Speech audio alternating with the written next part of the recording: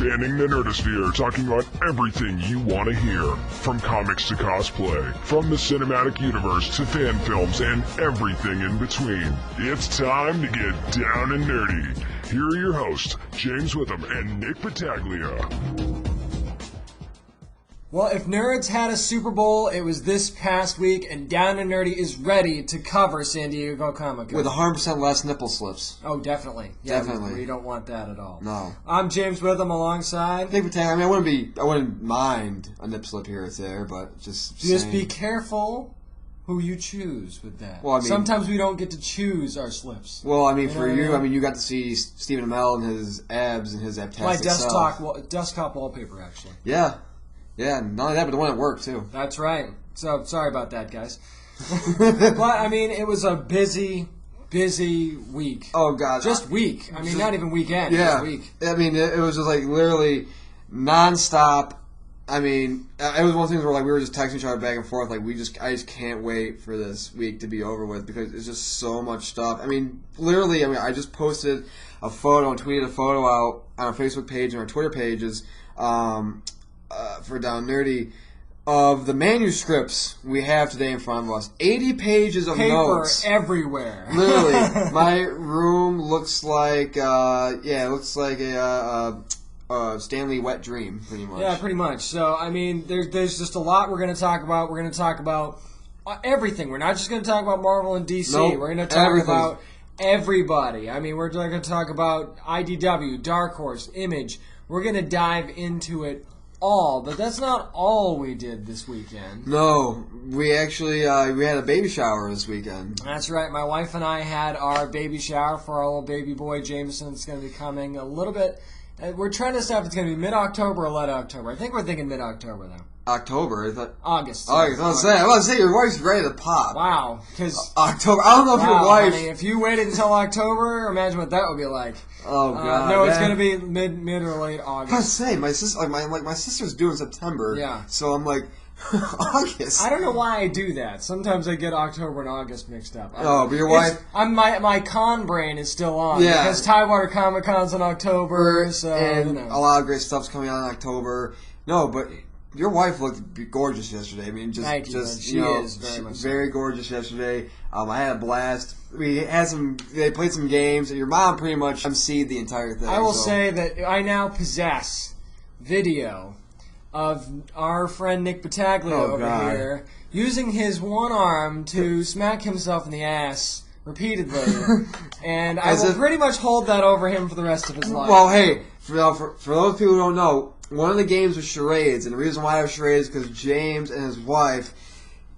Well, mostly James berates his wife because he's like, you can't play charades well, you can't play charades well, and so she said, okay, so one of the games was charades.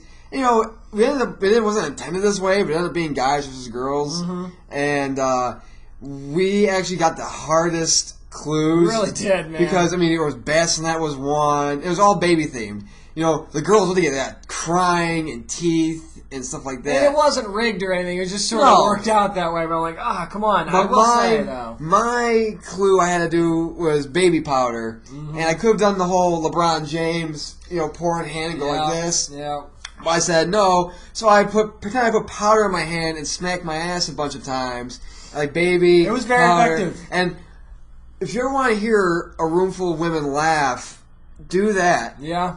And it was great because your wife actually said, because we were kind of giving her shit about like, hey, we got the tougher stuff, and she goes, hey, everything was all hands picked. I go, whoa, hand picked. That's right. And the entire room just erupted in laughter. No, it was a fun time. The cake was awesome.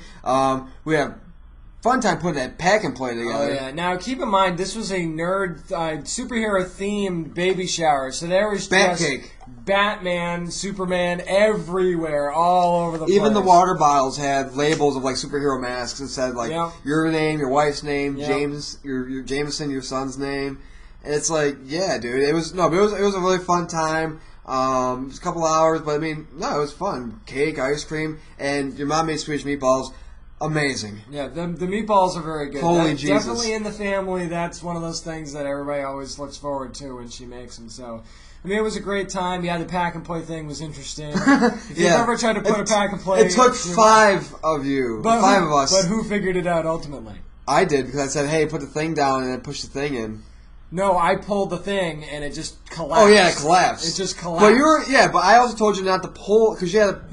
I was pulling and it looked like I was pulling too hard. So people who don't know, on the bottom of the pack and play, there's like a strap you have to pull, and it says pull like 2 inches. James and he had damn near 2 feet. Well, it's funny. I'm like, don't rip the bottom of it. I tried pulling it 2 inches. That didn't work, so I'm like, okay, maybe it's stuck. So I just keep pulling. Okay, so we are talking about pack and play. Not PUD in play. I'm just saying, it felt like something. Because people are probably listening to this now, they're like, let's see, they're talking about pulling something to the left and just putting it in here, and well, what's funny it just went totally south. Apparently, it was like shooting into the hole of the Death Star to blow up the Death Star because you had to pull it at exactly the right angle. Now we're not talking about the night your son was created, right? No. Okay. No. Okay. With extreme accuracy and precision, but no, I mean, it eventually worked out, and it's going to be... I'll post pictures when all the decorations and stuff are up, because we're doing the superhero-themed nursery, and it's going to be epic. Yeah. That's all I'll say. I know that it's in my head of what I'm I've only been to your house once. That's when we did the first episode of Down Nerdy, and I haven't been back, and I want to check the Nerd Cave, I want to check the nursery... but I'll wait till the little guy gets here because I want to see the little guy. It's funny because I had to actually clean everything out of where the nursery was, which was kind of like a workout room kind of thing.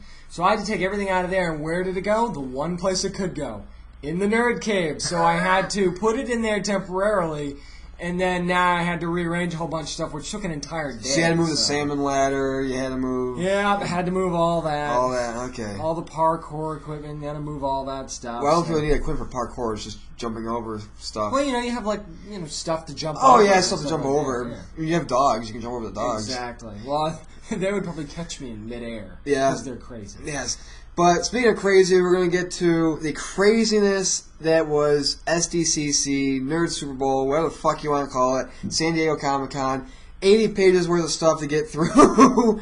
I'm Nick, he's James. Stay tuned. More Down Nerdy coming up next. Well, you've waited long enough. It's time for us to dive into everything, and I do mean everything. Yes. That was San Diego Comic-Con, and all in all, I'll just start off by saying overall, I think it was, and not to be surprising, but that it was just an extreme success, and a lot of stuff came out of this. Oh, there's a lot. I mean, and not just Marvel, not just DC. A lot of indie stuff. And first of all, let's start off by saying congratulations to our friends at IDW and Image for doing a bang-up job at the Eisner Awards. Yep. They took home a lot of trophies. Dark Horse did as well. IDW actually had the most out of any publisher, so congrats to them. And I was actually texted you yesterday about this. I said, isn't it kind of weird or kind of awesome timing how we're coming off of our the Rise of the Indies episode, and what happens? IDW wins like 8 Eisner Awards. Yep, and then recognition there. So, and of course, Scott Snyder got one for DC for limited series writing. So, I mean, congratulations to all those guys. But let's dive right in to all the announcements that we had. Now, we briefly touched on this on our last episode. We got more information, Nick, on the Image announcements that were made in the keynote address, actually. Yeah, Image announced that they're coming out with 12 new titles in the coming months. And here, I'm listing them off one by one. Rick Remender and Sean Gordon Murphys have this one called Tokyo Ghost. Marion Churchland, Claire Gibson, and Sloan Leong's From Under the Mountains. Joe Casey and Paul Mayberry's Valhalla Mad. John Arcudi and James Herron's Rumble. Ray Fox's Intersect. Tom Neely and Keenan Marshall Keller's The Humans. Gabriel Harbin's Kinski. And Harbin and Karina's Betchko's Invisible Republic.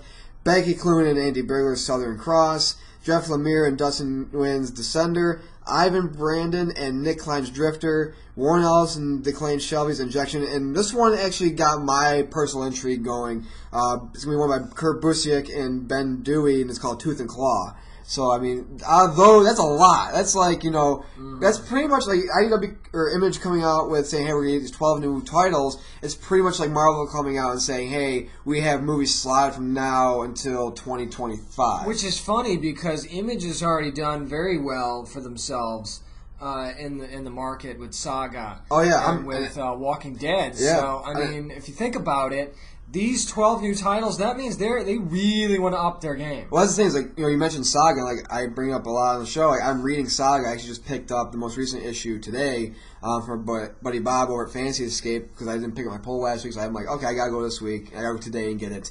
And I'm just, it's so great. And I gotta go pick up, there's actually a book that has the first chapters kind of so I can catch up. The trade, and get that. And that's like $9, so I'm gonna go get that. And the good thing about this is that to me, what this tells me about Image is not that they feel like they need to introduce a bunch of new titles. This is them saying, okay, we've had so much success with Saga and Walking Dead, and we're making some good money off of that. Let's put it back into our brand and branch out. And like one of the things that caught my attention was Intersect from Ray Fox. I know that he's done a lot of work in dark universe and horror type stuff, and the concept looks really interesting. You said Tooth and Claw caught your attention. Tooth and Claw caught my attention, which is, it's cool because, I love, like, wizardry and stuff like that. How could you not? And it's just, it's about your conflict with wizards who, literally, they bring back a legendary champion back through time to save the world, but there's consequences. So it's like, okay, we're bringing this person back to save the world, but then there's just certain things that happen that tend to mess us up.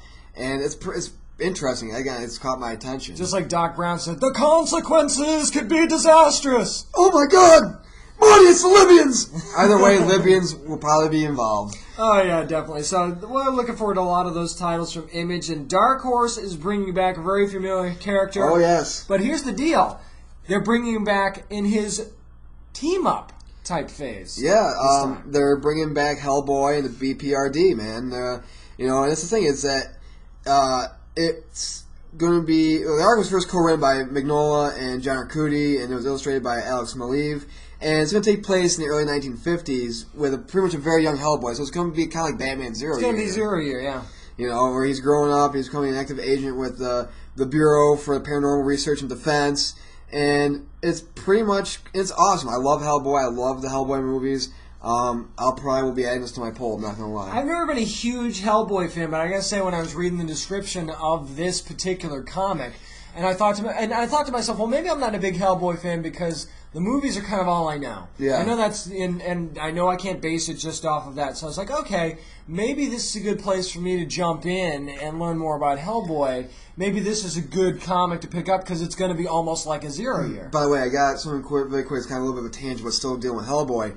So in the first Hellboy movie, I was watching it with my dad. This is years ago when I was in high school. And there's one scene where he's walking into a room, Hellboy is, Ron Perlman, and he has that one giant hand pretty much. Mm-hmm.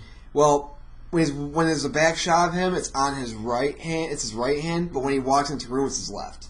So it's like something messed up and shot it that's wrong. one of those classic movie mistakes. Like when you watch Troy with Brad Pitt and there's an airplane flying over the stuff like that. My dad caught that. He's like, his like key hand, he's like, it's like on a different side. I rewind it back and he slept on it wrong. What are you gonna do? Might have, or just he just slept on it wrong, or whatever. But no, I mean, I like it. And actually, we're getting to this point. I realize actually I see it's a lot of comics, not just with independents, but with Marvel and DC as well, where we're getting a lot of origin stories. We're getting a lot of like, hey, here's these people when they were younger, but something you might not know about them, like right. What was it, not the Future's End run, but the DC run they're doing. When they did, they had in a Detective Comics, they actually had the origin of the bat signal. Yeah. Which I thought was cool, because when have we ever known the origin of the bat signal kind of thing? But then there was one, what was it? You read it. It was the one that had Secret Origins. Secret Origins, yes. Yeah. So it's like we're getting all these Secret Origin stuff from different publishers kind of thing. And right, they just did one with Harley Quinn. They had one. They had one for Green Lantern recently, which is interesting.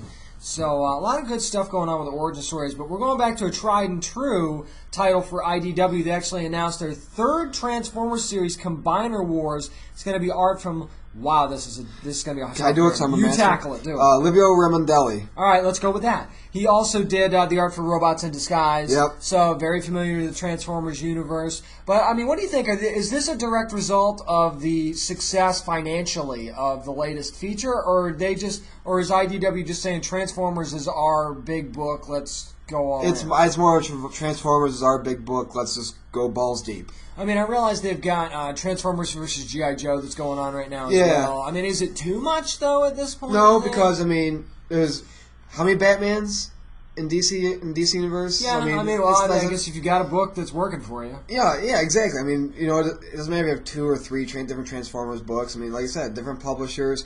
If they're one of your biggest money makers, and you're going to say, okay, how can we expand upon it, or do a different arc, or have different comics for it? I think it does have something to do with how much money that the movie made. They're trying to capitalize on that. But I think as long as the stories differ in enough of an aspect, just like the Batman series is due for DC, as long as the stories differ enough, I don't have a problem with them putting out another Transformers book. So it'd be very interesting to see where they decide to go with Combiner Wars. But we also finally got a trailer from Microsoft for Halo Nightfall. Yeah, I watched the trailer last night. It was just, I meant to watch it when I first posted it, but it was just, again, it was SDCC. By then you would have forgotten anyway, so it was good to just review it over. I literally just went back and rewatched everything and reread stuff, and it looks a lot like, I told you just last night, it feels a lot like, aesthetically, the way it's shot and everything, the feel, it feels like Prometheus. I felt the same exact way when I watched it. I'm watching, and it's supposed to take place between Halo 4 and Halo 5. Yeah. And it's like, okay, whatever. I mean, I'm not gonna watch it. I don't have Xbox, so I mean, it's but it's one of those things where it's like, yeah, just everything aesthetically shot, and it looks and I felt like I was watching another Prometheus or some part of like a extended cut Prometheus. Well, I mean, it's hard. I mean, you want to get excited about it because Ridley Scott's involved. You've got the guy that did Prison Break. Yep. That's doing it. So, Steve Waddington. Yeah, there you go. So, and Paul Shearing. Paul Shearing is in there as well. So, I mean, You've got a good cast of characters. You got a lot of good people behind it. But you watch the trailer, and even if you're a Halo fan, do you get hyped for it? Because it's Halo. I mean, you're going to get hyped for it no matter. If you're somebody who is a big Halo fan, does all the multiplayer, you're a big fan of the Red vs. Blue series. Yeah. You're going to watch it regardless. But are they just setting themselves up for disappointment here? No, I mean, it's only 5 episodes, so I mean, it's not like you're doing a whole 12-episode seasons and stuff like that. Here's the other thing. Let's go this angle. Let's go back to one of the stories we talked about last week. Okay. Because of all the cutbacks and Xbox Entertainment basically being dissolved by Microsoft because of the layoffs, is it going to be 5 episodes and done? Are we done with Halo after 5 episodes, no matter how well it is? No, because it's going back to IDW and Transformers. Halo is Microsoft's baby. So they're going to probably say, hey, if it does good enough, we'll do a second season, another 5 episodes or something like that. They'll do it up until Halo 5's release. I can see them doing it. I'm very curious to see what happens, because with them dissolving Xbox Entertainment and saying that they were only going to finish stuff that was already in production, even if it does well, are they even going to have the capability to do more? Well, I mean... And how well would it have to do? Because maybe fans are going to be reluctant to jump in because they're going to say, well, if we're only going to get 5 episodes, screw it. Well, here's the thing, though. It's kind of like 5 episodes, you don't know how long they're going to be. They could be like 20 minutes to a half hour to an hour. I mean, yeah, they could be 2-hour episodes for all we know. The thing is there's still going to be want. Like, as long as when people want Halo, there's always going to be a want for a Halo series. And like I said, it's Microsoft's baby. Yeah, they had all those, 18,000 people were laid off. Yeah, you've wondered about the capabilities, but it's like, Ridley Scott does have his own, production company. He could keep it going. He could keep it going. I would doubt you. My thing is, I doubt you would get as big of a name to do this as Ridley Scott if you're just going to do the 1 5-episode run. I just think that for whatever reason, they didn't expect this layoff to happen, or they did and they just decided to announce it anyway. I just thought, like I said last week, it was curious to do all this at E3 and then have this come out and basically kill half of what you talked about. Bring up to a point you brought up where you're like, okay, well, they said that this also is non-production, we're going to cancel pretty much. Well, Halo, Nightfall, it's in production, it's going to be released and like that.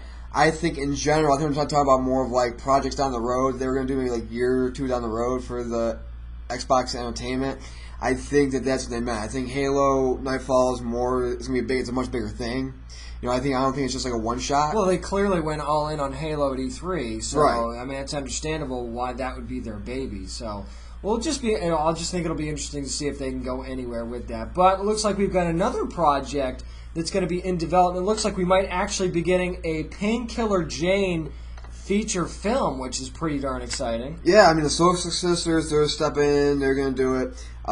They actually had a pretty interesting comment, and one of them said, there's a scene where Jane's not wearing anything but bullets flying around her, so no punches are going to be pulled in this movie. And he also said, it's like watching the Heat on steroids. Which, if you've seen The Heat, it's pretty good. Yeah. Pretty good. So, I mean, just think about, the character was created partially by Joe Quesada. Yeah. So let's just throw that out there. And basically, if you're not sure what the character is, it's basically about Jane Vasco, who's an undercover police officer attempting to infiltrate a major New York City drug ring. And after gaining the trust of the dealers, her cover is unknowingly blown, and she was forcibly drugged into a coma. And then she remained there in secrecy as Jane Doe until one day she awoke in a world where nothing was the same. So basically, yeah, she had some powers, some strange powers. It's kind of, I think, you want to think about a movie that just came out that this is drawing back to is Lucy. Yeah, and look how that did at the box office. Number one, stomping a mud hole in the rock and walking it dry. Yeah. So. If you're talking female leads, and there seems to be almost a push for that now. People are pushing for the Black Widow movies and the Wonder Woman movies. So women can carry the ball when it comes to features. So I'm excited for this. I think it's gonna be interesting. I think it's something that you could do. You wouldn't have to have a huge budget. You could do a lot of practical effects. Yeah. And I think if the right studio picks up, they didn't say anything about studio or who was gonna make the film or anything like that, so we'll just have to see who picks it up, because sometimes that can make all the difference. The thing about this movie is, the only thing I worry about it is when you look at movies like Aeon Flux and Ultraviolet, it's like, is it going to be, your everyday, normal spies? I understand the hesitation there. I understand where you would think that, but, again, it all depends on who gets hold of this, and then it all depends on who gets cast. Well, the Social Sisters are directing it. Right, but who's the studio? Oh, okay. That's what I mean. Is it going to be Fox? Is it going to be Sony? Is it going to be Legendary? Who's going to pick this up and make it? Warner Brothers, any of them. Because that can make a difference, because some studios do better with female lead characters than others. So that's going to make a lot of difference. The casting will make a huge difference, because, obviously there's going to be a focus on sexuality in this film. But in those movies you mentioned, maybe they overdid it a little bit. Because you can overdo that. Sometimes you got to focus more on the action and the story than that. The problem with movies like Ultraviolet and Neon Flux wasn't really sexuality. It was more of just, it was your typical sci-fi film. There's nothing that set it apart. With this one, it's hopefully this won't be your typical spy. I think this is a little different because Lucy-esque, film. I think that this will be a little bit different because the story lends itself to not really falling into that trap. Right. But we have another new series that's coming out, and it's actually funny. I was telling you this when I saw the story come out about Outcast from Image Comics actually being optioned for a series by Cinemax after only 2 comics have been out. And I said to you the other day, I said, it's funny. The day before this announcement came out, we didn't know that this was happening. Right. The day before this announcement came out, I added Outcast to my pull. Right. Because it looked interesting. It's from the same guy that created the Walking Dead, Robert Kirkman. And it's about a young man, Kyle Barnes, that's been plagued by demonic possession since childhood. Now that he's an adult, he goes on a journey to find answers, but what he uncovers could mean the end of life on Earth itself. Yeah. So basically, pretty much it's Preacher. I'm sorry, but when you say, "Hey, this person has a demon inside him, and he's trying to look for the end of the means the end, and the end of it could end up with the end of the world." I don't think it's like Preacher because he's been dealing with this his entire life, whereas Preacher got nailed by a demon in a church as a older adult. Well, he didn't get nailed by a demon; he got fused with a demon. You didn't get bent over the altar and take. You take that too literally. Stop that! Stop that! Phrasing. That's all I'm saying is phrasing. What am I, a politician? I'm just talking here. But they said demons are the new zombies. So basically, they're saying, "Thank God, let's quit with all the zombie stuff, right? And let's concentrate on something else, right? Let's finally do something different." Thank you, God. And you notice it, like with Constantine and Penny Dreadful, it's like a lot of it is going towards the demoness, monsters. And it's like, yay! Finally, no more zombies. And Constantine's been doing demons for years, so at least we know that they'll, we'll get into Constantine a little bit later. We know that they'll go in the right direction with that. So I'm very interested in Outcast. I saw some of the art before I added it to my poll. Looks really good. Yeah. So I just think it's funny, though, that after 2 issues. Actually, not even 2 issues. No, I think it's more because people are like, hey, it's Kirkman. He did Walking Dead. Look how successful that is. And Cinemax. I mean, Cinemax is like, what do we have? We have Real Sex After Dark. That's all we have. It's the only thing that's keeping people come back to Cinemax. Yeah, the only series that they've really had is they had a series called Strike Back that was like an action series. Right. Didn't really do anything. So I think you're right. I think they want that flagship show that HBO has theirs, Showtime has theirs. I think they also had like Taxi Cab Confessions. Like it was just like they had a lot of stuff. It's Skinamax. That's pretty much their big pull was Skinamax. I mean, even Stars had Spartacus, and now they're doing Outlander, which is a very popular book series as well. So Cinemax needs to do something besides Skinamax, right? So at least they're finally going in the proper direction. But the next thing we're going to talk about, which actually turned out to be one of the biggest announcements at Comic-Con, believe it or not. Yeah, the Last of Us movie was announced, a new poster was revealed. Maisie Williams, who is part of Game of Thrones, is up for a major role, which is, we're saying, hey, she's probably going to be playing Ellie. And they didn't get specific, but that's where it looks like that's Sam Raimi also revealed he's going to be working on a new Evil Dead TV series starring the one and only Bruce Campbell. Which is good because I think that's a great choice. What network would you put that on to do it justice? FX. Or AMC. Right. Okay. AMC. I do AMC. Okay, so we're going to do either FX or AMC. Well, I mean, they're doing FXX, which is doing all the Simpsons reruns. Maybe they put that. No, I think that when you look at content wise and what you want to be able to get away with, I mean, it's Evil Dead, so it's like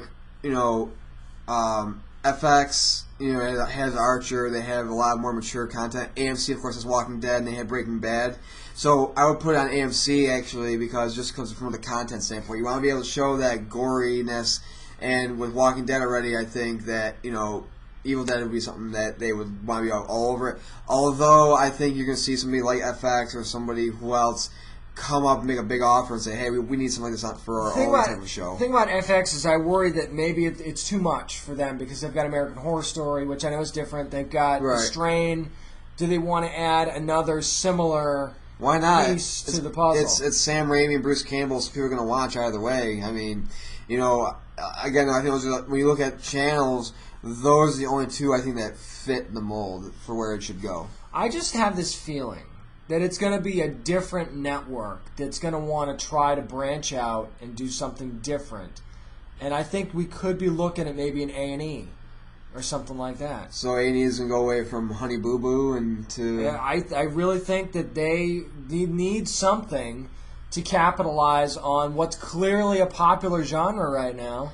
So, I mean, they've done Bates Motel, which is, I know, totally different, but at least they've done something that's a little edgy. I mean, A&E is known as Arts and Entertainment Channel. They haven't been Arts and Entertainment since, like, the 1990s. Well, MTV hasn't been MTV since the 90s either. True. Nobody's anything that they are anymore. So it doesn't the names don't even matter on networks anymore. I mean, you look at any network, and I don't want to go on too much of a tangent here because this really bothers me. These networks aren't what they are by name anymore. No. So, the arts and entertainment, that doesn't matter. I mean, you talked about TNN last week. That was the Nashville network. Yeah. And they were showing stuff that had nothing to do with country music or Nashville. Tons of Walker, Texas Ranger. So, exactly. I mean, nothing's ever what they say it is anymore. So, it'd just be interesting to see where they And then this one, oh my God, when I found out this news, I was just flipping out. I know Cody was. I know you were. You and a lot of people, man. Oh, my God. The entire cast of Firefly is going to reunite, not for a movie, not for a new series, but they're going to be lending their voices to a new online game. And, fans will be able to create their own characters and ships and interact with the Firefly universe and with their favorite characters. It's going to be developed by Sparkplug. And it's funny, the trailer that they had attached to the announcement, Nathan Fillion was actually at the end of the trailer, and it was basically just fans talking about what they would do if they could be in this universe. And they showed footage of people creating their own characters, and not just the outsides of the ships, but the inside of the ships. You could decorate the rooms in the ships and all that kind of stuff. So it's It's very interesting, and I think that it's one of those things that could really take off. I mean, if you look at games like League of Legends that are based online, there and DC Universe Online, there's a lot of major stuff you can do. You go back to, well, that's the thing is, it's like the pay. I don't know if it's gonna be pay for play or whatever, but like a Warcraft kind of thing. I think they did say it's going to be free to play. Okay. But it's going to be just like DC Universe Online, where it's free to play, but you can get you can add on missions for a certain amount of money. Certain items you can purchase, DLCs and stuff like that. So there will be purchasable options. You mentioned you can modify the inside of ships. I just want to do like what they did at Graceland, where just one room is just entirely shag carpet. Yes. On the walls, on the ceiling, just shag carpet. It's funny, one of the things that they showed a person doing was putting, I think it was a giant Persian rug in the middle of one of the rooms on the spaceship. So yeah, I think that it's easy to get into stuff like that too, because people love to create their own space. Oh, yeah. And create their own characters. So you can spend half your time doing that, and then as you go, being able to interact with your favorite Firefly characters. It's Firefly's dream come true, basically. Yeah. You can put yourself in that universe. It's not a movie. The series is not coming back. Don't think that way. Just be happy you're getting something. And speaking of series that's coming back, The Walking Dead Season 5 trailer was also revealed, and this time they're going to Rick Grimes is going to Washington. Yeah, and basically you've got these two factions, and clearly Grimes' group was kind of captured by this other faction. And they're basically holding him hostage, and the way they get out of getting murdered on the spot is saying that there's a cure in Washington, so we're going to march there. And the line that stuck out to me in the trailer was, "The dead will die and the living will rise again." Okay. I'm not even a Walking Dead fan, but when I heard that, that kind of gave me goosebumps. And they're forced together, and it looks like there's a lot of zombies still get killed. Right. There's a lot of trust issues in the group because, hey, you just tried to kill me 2 days ago, so why would I trust you? You just tried to behead me with a katana, now you want to make me breakfast in bed? Exactly. There's just a lot of tension, and there's clearly a lot of action. And it doesn't look like, I know your big argument with Lord of the Rings is just a bunch of guys walking for 2 hours. Yes. I think there's going to be that nomadic progression. Just walking to Washington or driving to Washington. But there's going to be a lot of stuff that happens along the way because it's The Walking Dead, and that's what happens. So I know fans are psyched for the return of that show on October the 12th, and of course the return of Game of Thrones. That's going to be bringing their 5th season as well. Lots of new cast members, 9 new cast members to the 5th season. Probably all going to die in the first episode, knowing George R. R. Martin. That's George R. R. Martin for you. But, I mean, I know, what was it? I think it was the guy that played Jon Snow. I can't think of his name, but he was being interviewed, and this was a while back, and they were saying, what do you guys do when you get a new script? And we immediately go back to see how far we are. We immediately scroll through the pages to see if we die this week. I can't blame him. I mean, for somebody that has that kind of... this is a little bit of a tangent, but I saw an interview with George R. R. Martin at Comic-Con this weekend. Right. And for some reason he got to talking about Marvel. Apparently he did some lettering for Marvel years and years ago. And they asked him who his favorite Marvel character was, and he actually said Ant-Man. Really? George R. R. Martin doing Ant-Man. He said Ant-Man was one of the foundations of the Avengers, and he doesn't understand why it's taken them this long to put him in there. And then, of course, they asked him the question, what would it be like if you did the Avengers? And, of course, they said, half the Avengers would be dead in the first movie, so maybe not the best way to go. I just thought it was interesting. He said Ant-Man was his favorite Avenger. Yeah, I mean... Because who would say that? I mean, Game of Thrones is I'm watching a couple episodes here and there. I don't have HBO, so I'm just trying to catch them how I can catch them. So I catch them when I can as well. But, I mean, another thing that came out today was more info, or actually not today, but over the week, there was more info on an Agent 47 film from Hitman games, which I play a lot. I think Hitman Blood Money was literally one of the best Hitman games ever. I'm still playing the last Hitman game now. I'm about halfway through Assassins, and it's fantastic. And Zachary Quinto is going to be one of the agents in the movie. He's not playing Agent 47,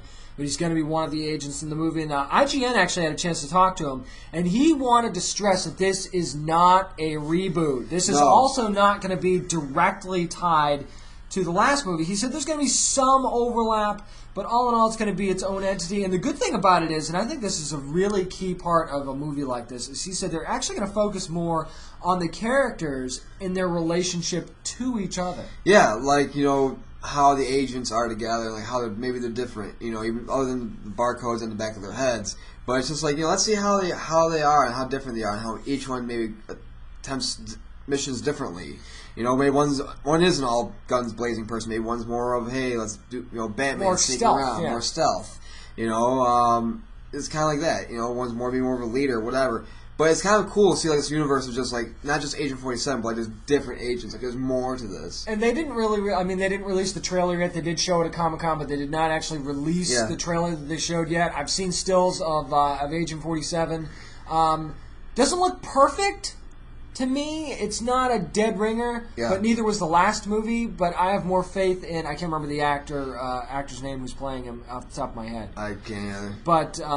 But I think that this will be a better representation of the Hitman games. Yeah, I love the Hitman games. Like, so the first game of Hitman I played was the Blood Money ones for PS2, and I would just spend days just in my dark bedroom, and I was in my mom's apartment, just playing that and just stuck in front of the TV. Just Hitman 2: Silent Assassin was fantastic. That was the one that got me hooked on the Hitman games because he was basically in a monastery. Since we're on the topic of Hitman, favorite weapon to use in Hitman? I'm going fiber wire. The fiber wire is so great. But I don't know, there's something about when you've got that long-range sniper rifle. Right. You're sitting in the top of a building. Oh, yeah. Just that perfect shot. Blam. And you get the target, and then you've got to run out of the building, because everybody knows where the shot came from. Especially going back to Silent Assassin, you have to assassinate a guy in a courtyard, and you're at this top of basically a church steeple.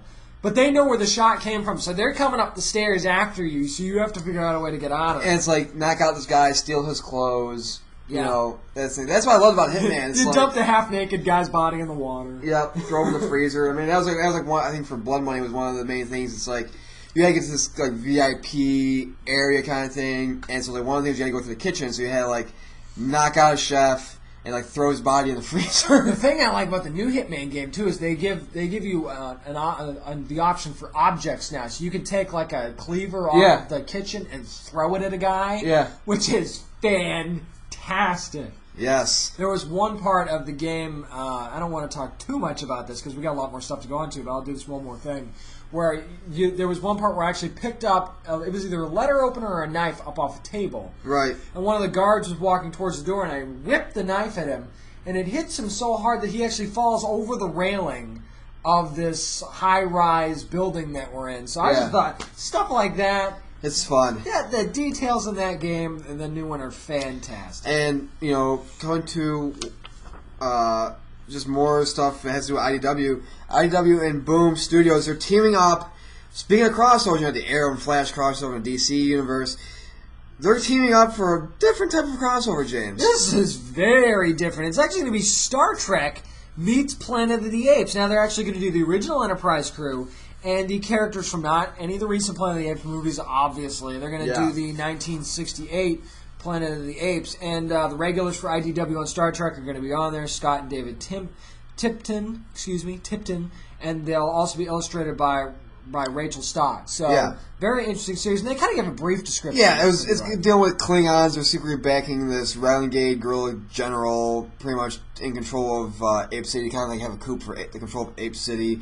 And Kirk, he finds himself just in this position of like, do I help out Dr. Zaius, the orangutans, or what do I do? It's kind of like, he's stuck in the middle. Yeah, nobody's really happy with what's going on. So, I mean, I gotta be honest, like I've said in the past, I've never been a huge Planet of the Apes fan, especially the original films, but this is a very interesting crossover. And before you say, well, that doesn't make sense, how can you do that? Why can't you do that? Yeah. Because I know that was some of the reaction. Why can't you do that? Is this the most outlandish thing they've ever done on Star Trek? No. I mean, you've done all kinds of stuff, so you can make this happen. And I think IDW's really capitalizing on their crossover stuff, and the fact that they're teaming up with Boom tells me that the indie guys can play nice. Yeah. They're not like Marvel and DC, where they can't play nice. They can play nice for one another. There will never be an Avengers versus Justice League movie ever. Oh, that would be Never awesome. going to happen because neither side's going to want to let the other side win. Yeah. Because why would you? Yeah. You never want to show weakness to your opponent. So I just like the You fact can't that... have Black Widow killing Superman. No, you can't do that. You just can't. And you also don't want to see Batman beat the hell out of Spider-Man or something like that. You can't. You just can't do that because you're crossing lines there. Nobody ever wants to admit that one character is weaker than the other, even if they are. But speaking of more trailers, Sleepy Hollow, the Season 2 teaser was released. Had to Ichabod and Abby are attaching his horseman's head. It's funny because... when the headless horseman's coming by, it's kind of to save them in a sense. Yeah, it's funny because they've had the horseman's head for a while. If you've been watching the show, you know. And they buried it, then they had to bring it back out because the horseman knew where it was. And there's a body, a headless body that they're actually putting on this cart. At first, you think it's the horseman. Yeah. And it's his head, and they're trying to attach the head onto the body, and you're like, why are they doing that? They've been trying to keep his head away from him all this time. Well, then, here comes the horseman with the axe after Ichabod and Abby. So it's like, all right, who the hell's body is this then? Yeah. And Katrina's with Abraham. They're in a nearby building, and they're actually using this as a distraction to try and go and get her out and save her. So, I mean, maybe a little bit of a spoiler, because if you watch the season finale of Sleepy Hollow, Abby and Ichabod were kind of imprisoned by and put in a very tough situation, being buried alive by Ichabod's son, who was much older now at the time. So that's kind of a spoiler. Obviously they get out, but there would be no show if they didn't get out, so it's not much of a spoiler. But I've been looking forward to Sleepy Hollow coming back ever since the season finale. It's going to finally be back on September the 22nd. It's one of my wife's favorite shows, too. Yeah. It's just a very cool take on the Sleepy Hollow story, and the casting is fantastic for the show. Yep, and speaking of something that hasn't really had great casting or not really any wow factor or anything, 20th Century Fox panel came and went when they showed no Fantastic Four trailer, no nothing for Fantastic Four. They didn't even talk about Fantastic Four, which was weird, and there was no wow factor at all. You'd think that they would try and plug up some of the leaks for Fantastic Four. Well, the one leak being like, here's what the thing's going to look like. Right, and again, they didn't even confirm that. But, Yeah. I mean, it's the thing. It's okay. I mean, you're right. It is what it is. That's the one thing you could show and people would maybe be excited about. I mean, they showed some footage from Kingsman, which looks really good. But here's some problem, though, with going back to Fantastic Four, is they had to do a lot of cleanup work this weekend because Rooney Mara came out and said, or Kate Mara, yeah. Sorry, I'm getting mixed up. Kate Mara came out and said, oh yeah, there's no ties to the comics whatsoever. There's no canon we're using. This is just completely... And this all happened right before Comic-Con. Yeah, and then Kingsman... Or not Kingsman, but one of the people for Fantastic Four came out and said he was like the head producer. Like, oh no, we have plots from the Ultimate Universe. We have plots from this. We said we only wanted to do this if it was a true Fantastic Four movie. That's what they were saying. Yeah, and like, oh no, but it's like, no, I mean, she's not the first person to say that. Michael B. Jordan said the same exact thing. Right. I mean, I'm not saying that they had to show a trailer or do any footage or anything like that. Because Well, I know at least mention it. At least say, hey, we're here with this point. Give us something. I mean, they should at least have like a still or something. I mean, the photo of the thing. They could have shown that if they wanted to. I mean, that's a good progression. That's something, and that's something that would be hard to screw up. So it might actually get people thinking positive thoughts about Fantastic Four. Because as far as we've been talking about, there's been no positives for Fantastic Four at all. But there's one positive, and I'm a big Kevin Smith fan. Cody is. I am too, yeah. Finally, we got a trailer for his horror movie, his second horror movie, after Red State, Tusk. Yes. And it stars Justin Long, and he plays a podcast. He goes to Canada because he knows like, I find these weird people with these weird, crazy stories and stuff like that. Well, it turns out he goes to Michael Parks' house. And he gets, kind of poisoned in a sense. He drank the tea. He drank never the drink tea. the tea. You never. When you go to a old person, just a person's house, it's just a weirdo's house. I mean, this and they offer you a drink or a beverage, and you can be like, "Nah, I'm good swallowing my own spit. I mean, I'm good. It's all natural. Don't worry about you roofing it." I wouldn't even drink out of and try and turn tap. into a fucking walrus. Yeah. Because that's what this movie is. I mean, there was a picture of Justin Long. Stitched up and like that, kind of looking like a walrus. They even have a shot of what looks like him in a tank Yeah. Learning how to, like, swim as a walrus. That is crazy stuff. But they said they don't show him, which is actually, I like that. I like that they don't... You got it, yeah. They don't say, here's what he's going to look like. Because you know it's going to be fucked up. Because you see the x-rays, what he's doing. It's like Michael Parks has, like, these tusks he's going to put on him. And so it's kind of a missing persons movie kind of thing. And it takes place in Canada, and the last thing that ends is like, I don't want to die in Canada. And now the one thing about this that upset me was people going, oh, this movie was stupid, it's not even funny. Like, it's not supposed to be fucking funny. Right, just because it's a dark comedy. Just because it's Kevin Smith doesn't mean it's supposed to be laugh out loud funny all the time. I understand why you would think that, because it's Kevin Smith, but, I mean, if you saw Red State... It was amazing! It was totally different from anything that Kevin Smith The God Hates Fat movement. Yeah, I mean, it was just unbelievable. Which was great because Kevin Smith's like, it was like an independently funded thing, like for Kevin Smith, like Kickstarter, I think. And he said, yeah, we're going to. He started a campaign called the God Hates Fat. So what he would do is he would go like to premieres like for Red State, holding up like the signs like the Westboro Baptist Church. Mm-hmm. That's what's loosely based off of. He battled those guys for a long my God. time, and it was hilarious. If you've never seen Burning Hell, that's a good watch it because he goes into that whole thing. Yeah, it is fantastic. And that was great. So like Tusk, it's like, I'm so pumped for this movie. Like, I want to see it so bad. I mean, don't think that it's Island of Dr. Moreau-ish, because it's not that at all. It's very different. And basically, this guy's doing this because he says a walrus saved his life. Yeah. So he's obsessed with them. And he thinks people are basically awful. Yeah. And why would you want to be a human when you could be something else? And that's why he's doing this. It's messed up. It's misery times 10 kind of messed up. So I think it's going to be very interesting to see how far he pushes the envelope in Tusk. Yeah, I mean, it's going to be really, really fantastic. I can't wait to see it. Again, we've talked about IDW and Amateur Cleaning House at the Eisner Awards. IDW released a motion comic trailer for several series, including Winter World. And that was pretty awesome, too. It was very interesting because it wasn't like a true motion comic per se. No. But what they did was they took elements of Winterworld and a few of their other series and just, put them in motion a little bit you've seen a motion comic before where they kind of make the elements move a little bit. Yeah. And it was set to music, and it just, what they wanted to do is create the vibe of what it was like, and they released a whole bunch of these on YouTube. By the way, that song that they play, like eerie, kind of like scraping song, I was listening to that, I'm like, there's got to be from something. I know it's got to be from something. I found out what it was from. In Mortal Kombat Deadly Alliance, they had these bonus features you can watch of like Ed Boon talking about the games and that, and during the credits scene, it would play during the credits scene. Huh. So I'm like, I heard that song before, it's used a lot, and I'm like, it's from Mortal Kombat Deadly Alliance. I wonder if they did that on purpose. Probably not. It's probably free. It's probably freeware anyway. Yeah. So who cares? Another thing, The Simpsons, they reveal the character will die in the show's upcoming season premiere. Okay, I'm kind of sick and tired of The Simpsons. Like, we're gonna kill somebody, and it's a minor character. The Simpsons hasn't killed anybody in a while, but there you go. Every time they do, it's a minor character. So you should already know. If you're a Simpsons fan, you should already know that's what they're going to do. Yeah. They're going to kill off somebody like they did Dr. Marvin Monroe and Bleeding Gums Murphy when they killed them off. Yeah. It's going to be... and Dr. Nick in the movie. I will say Dr. Nick in the movie, that's right. Goodbye to everybody! The biggest character they ever really killed off was Maude.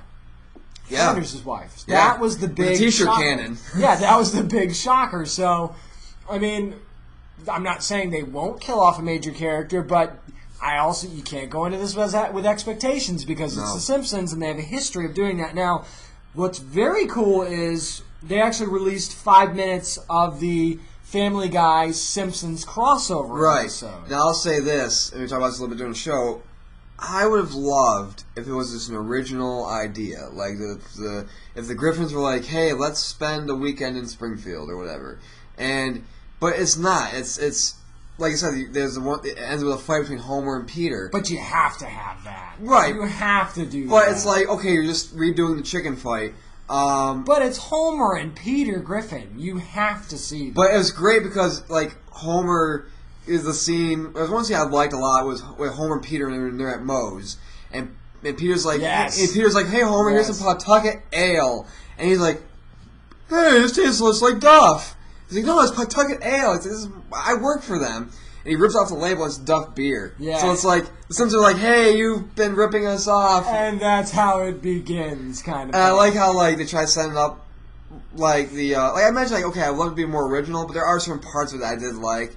You know, like, when Peter was like, Peter and Homer make a great team, like... He's trying to get him to set up the cutaway. Yeah. And Homer can't do it because he has no idea what's going on. Yeah. I also liked the Bart... Basically, Bart and Stewie. Stewie wants to be cool to Bart. He thinks Bart's cool, and he wants Bart to think he's cool, too. Like, they have that scene where they're skateboarding.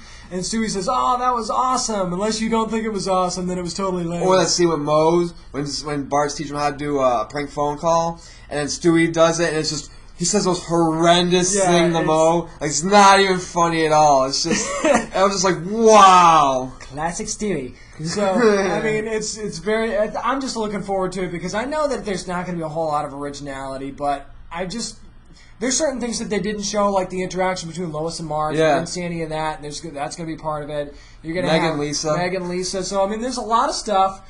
Santa's little helper and Brian. Yeah, so there's going to be a lot of stuff that'll be very interesting that they do. I've been looking forward to this for a while. When it was first announced, I was psyched to hear about this. So I want to see the rest of it. I had 5 minutes and I wanted to see more immediately. So I can't wait for that to happen. All right, so we go from the television circuit. We're going back to the movie circuit.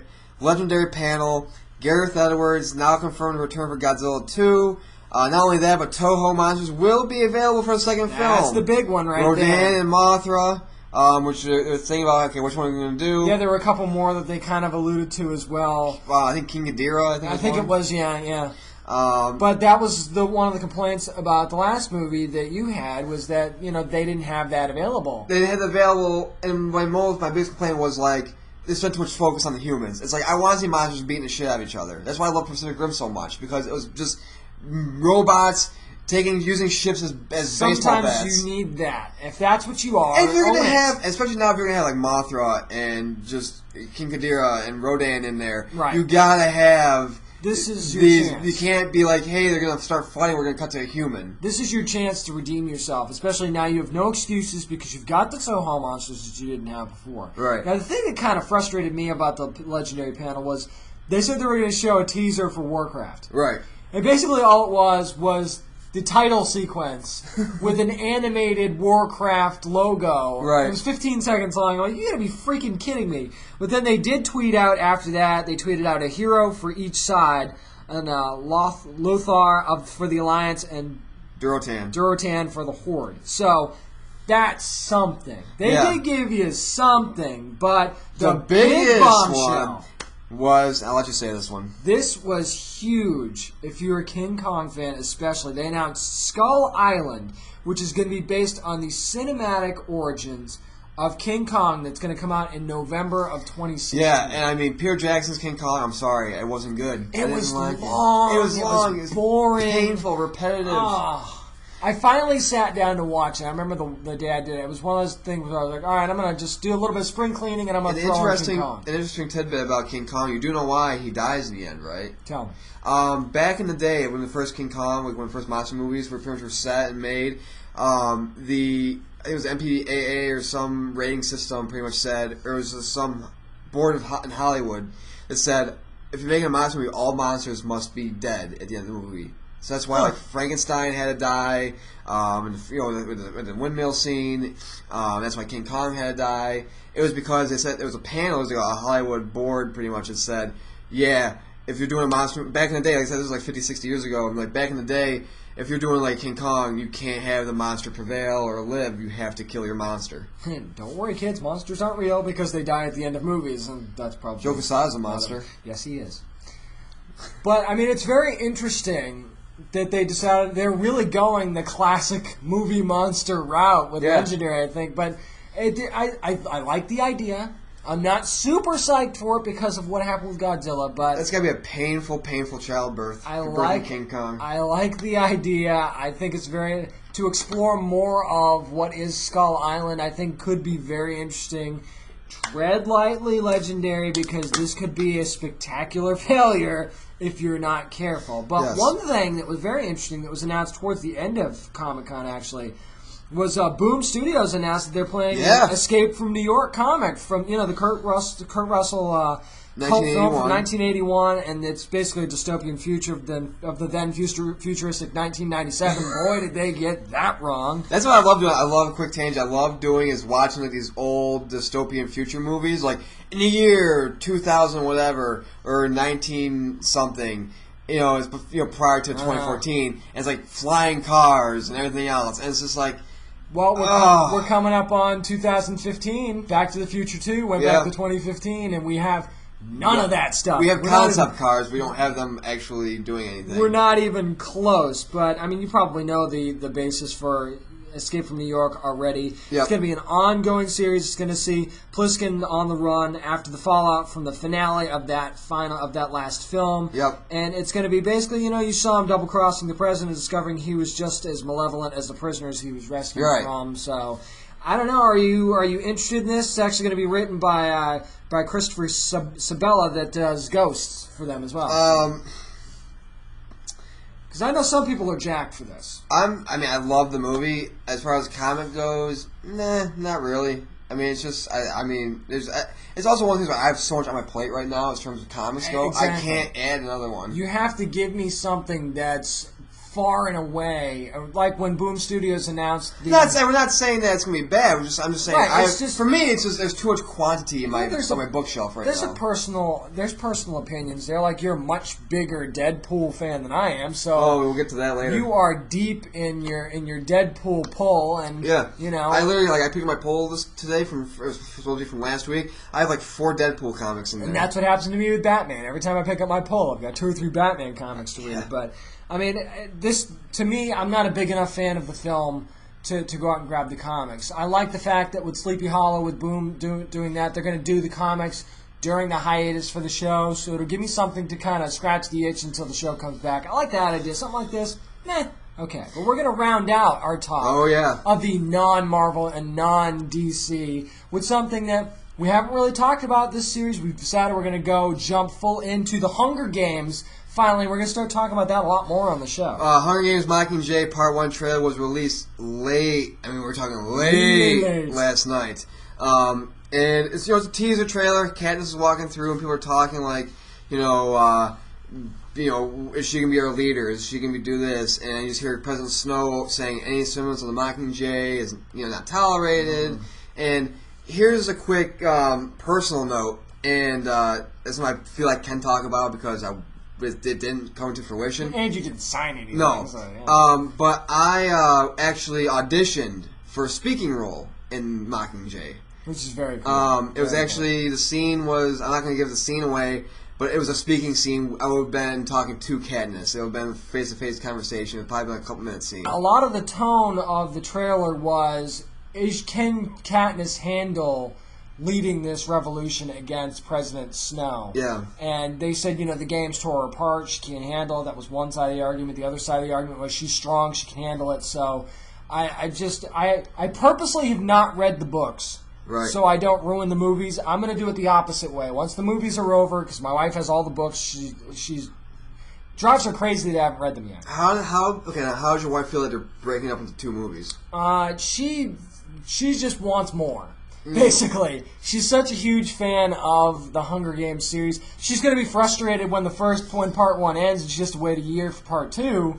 But she's a big proponent of, okay, give me more. I know these are going to be over soon, so give me a little bit more. Yeah, and I believe they did wrap up Mockingjay Part 2 too, didn't they? I think they shot it back to back. Yeah, I think they've wrapped that because they do that with the Hobbit movies too. Where they'll just marathon it and just get it done. But that's going to do it for our independent section. About an hour's worth of almost an hour's worth. Well, we covered every other studio in one segment. So I mean, you figured this. But coming up next, it's the big boys. It's my team. I'm Team Marvel, and they had kind of maybe a little bit of a lackluster showing. There were some bright spots, but there was definitely some low points in it. But stay tuned. We'll be talking Marvel at San Diego Comic-Con coming up next here on Down and Nerdy. Well, that's every year San Diego Comic-Con. We always wait for the big guns, DC and Marvel. And first, we're going to be talking about the big red team, the big red machine, which is Marvel Comics, James. And first off, on a kind of a sad note, we can start off a little bit. Stan Lee, 92 years old, had laryngitis. He had to miss San Diego Comic-Con this year. You kind of figured that Stan, like you said, Stan's 92. He's not going to be able to make it to everything. And this is a guy that's pretty much famous for going to everything. Yeah. So, I mean, he had laryngitis. He's 92. I know that fans were disappointed that we're at San Diego Comic-Con. But, I mean, there's plenty of opportunities to see Stan. He's got his own con. He's got Kamikaze. Yeah. I'm sure he'll be at that. It's definitely unfortunate because you want your all-father to be there, presiding over everything. So, I mean, to not have him there, I think it did take a little bit away from it, not having him there. So, get well wishes to Stan. Well wishes to Stan. Another big story, it was actually happened not at the con, but on the Conan O'Brien show. Taye Diggs was on there, and he said he wanted to play Luke Cage. I'm thinking no. But thanks. I said that this screams Terry Crews. When you do a Luke Cage movie, it just screams Terry Crews. It really does. And it's funny, I was actually, because I knew we were going to talk about this, so I actually racked my brain. I'm like, okay, I got to come up with somebody else. Yes. Anybody else to throw out there, any name. I couldn't come up with one.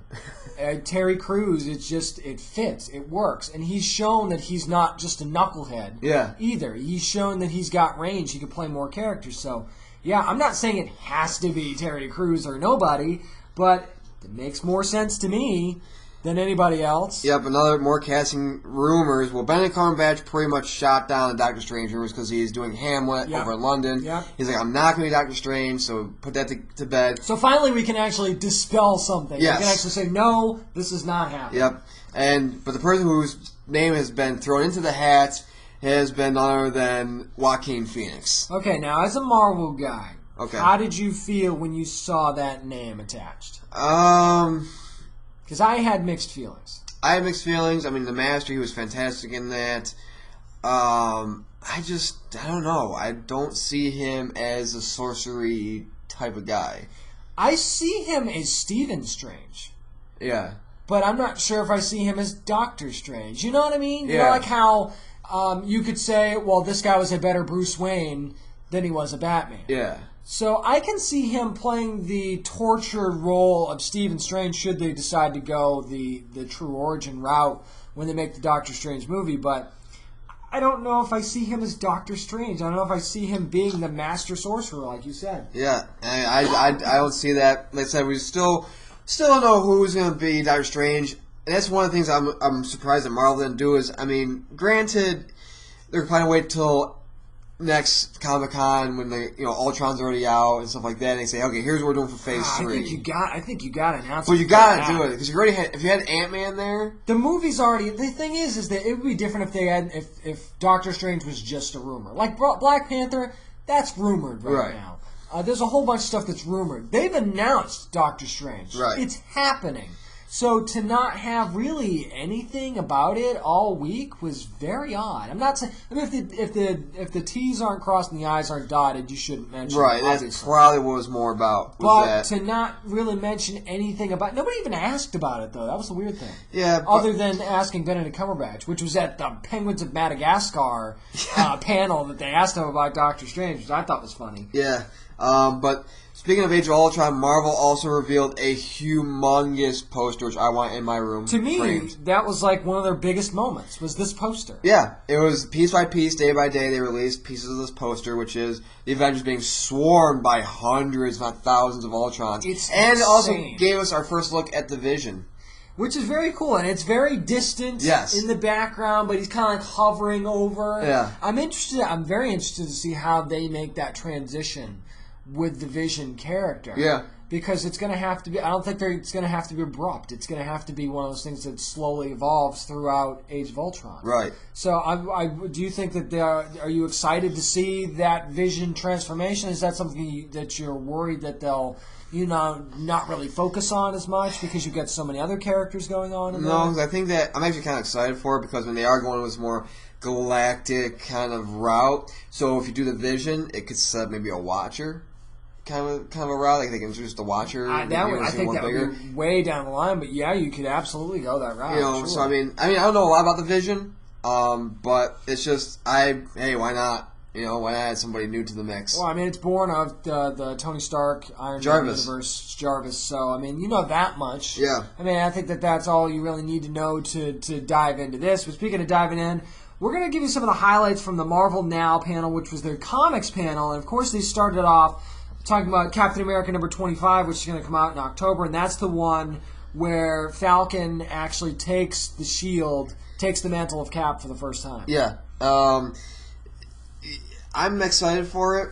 I kind of wish that they would just redo it. They just instead of saying, okay, it's number 25, we're just going to say, hey, it's new Captain America. We're going to throw this out. Well, and then they said after that they are going to do the all new Captain America number 1, which is going to come out in November. Right. So they will, and that they're going to do a Mighty Avengers as well, which is going to feature Falcon as Cap in there. They said that they wanted to. When they were talking about it, they said they wanted to sideline Steve Rogers like never before. And that was a direct quote from the panel. So it really seems like they are violently shoving him out of this role. They want to not only give you a new Captain America, but almost discount even the possibility that Rogers is ever going to come back as Captain America. Yeah, I mean, hey...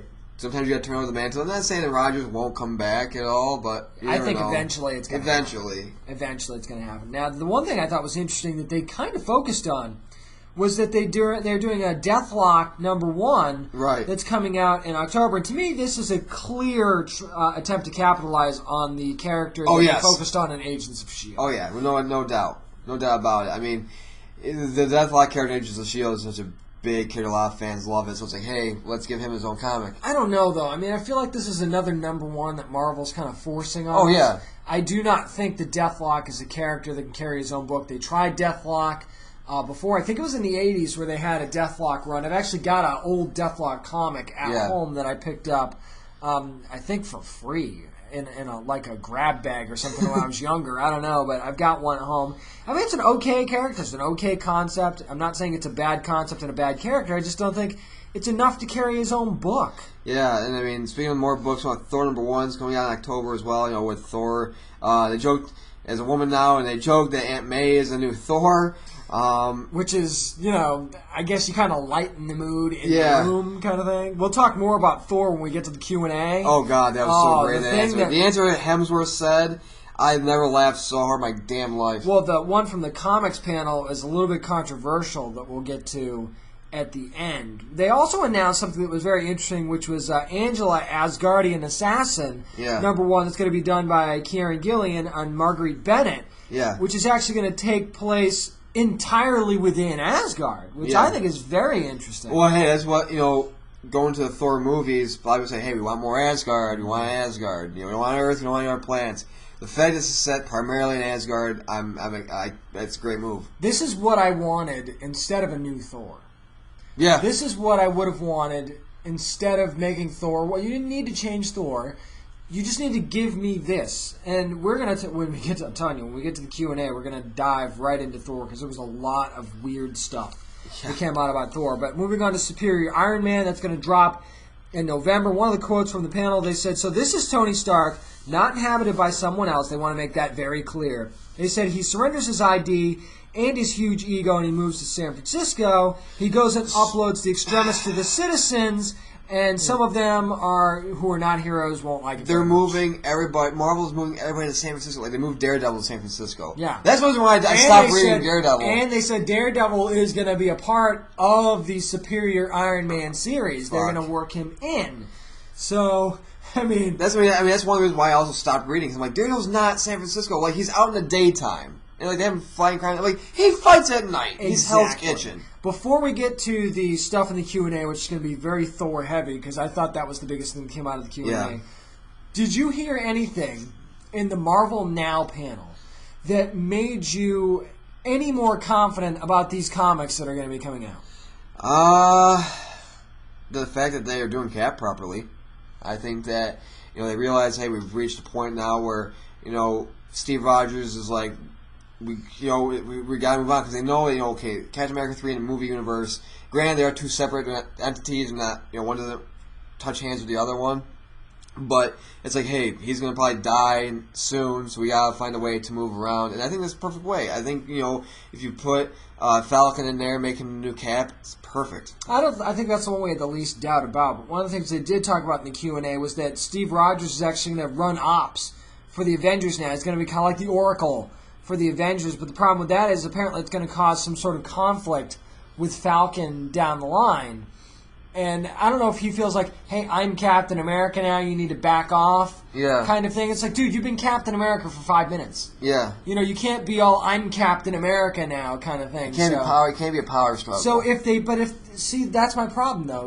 We say they're doing Cap right, but if you go this route and turn Falcon into a douche 5 minutes after you give him the shield, it's going to alienate people. Right. Because you're going to get to a point where you don't like Captain America because he's being a douche to the old Captain America? Yeah. I don't know if you want to do that. It feels like you're setting them up for failure. Now, the thing about the Q&A, oh, God, that got me was the Thor stuff. And first of all, they said unworthy Thor will still be popping up in the new Thor, and they said he'll still be Thor. How the hell can he be Thor? How? You dumb fucks! You just said that this woman is Thor. She's Thor. So it's not like, hey, Thor, how you doing? Not bad, Thor. How are you? Oh, it's good to be Thor, isn't it? Well, I'm not Thor anymore. You can't call them both Thor. You can't have it both ways. Yeah. You can't say, this is Thor, but by the way, this is Thor. You can't be the head editor on Thor and say, hey, listen, this isn't Lady Thor. This is Thor. I just don't We're still going to understand. have male Thor in there. It's not, it's what, I don't know what.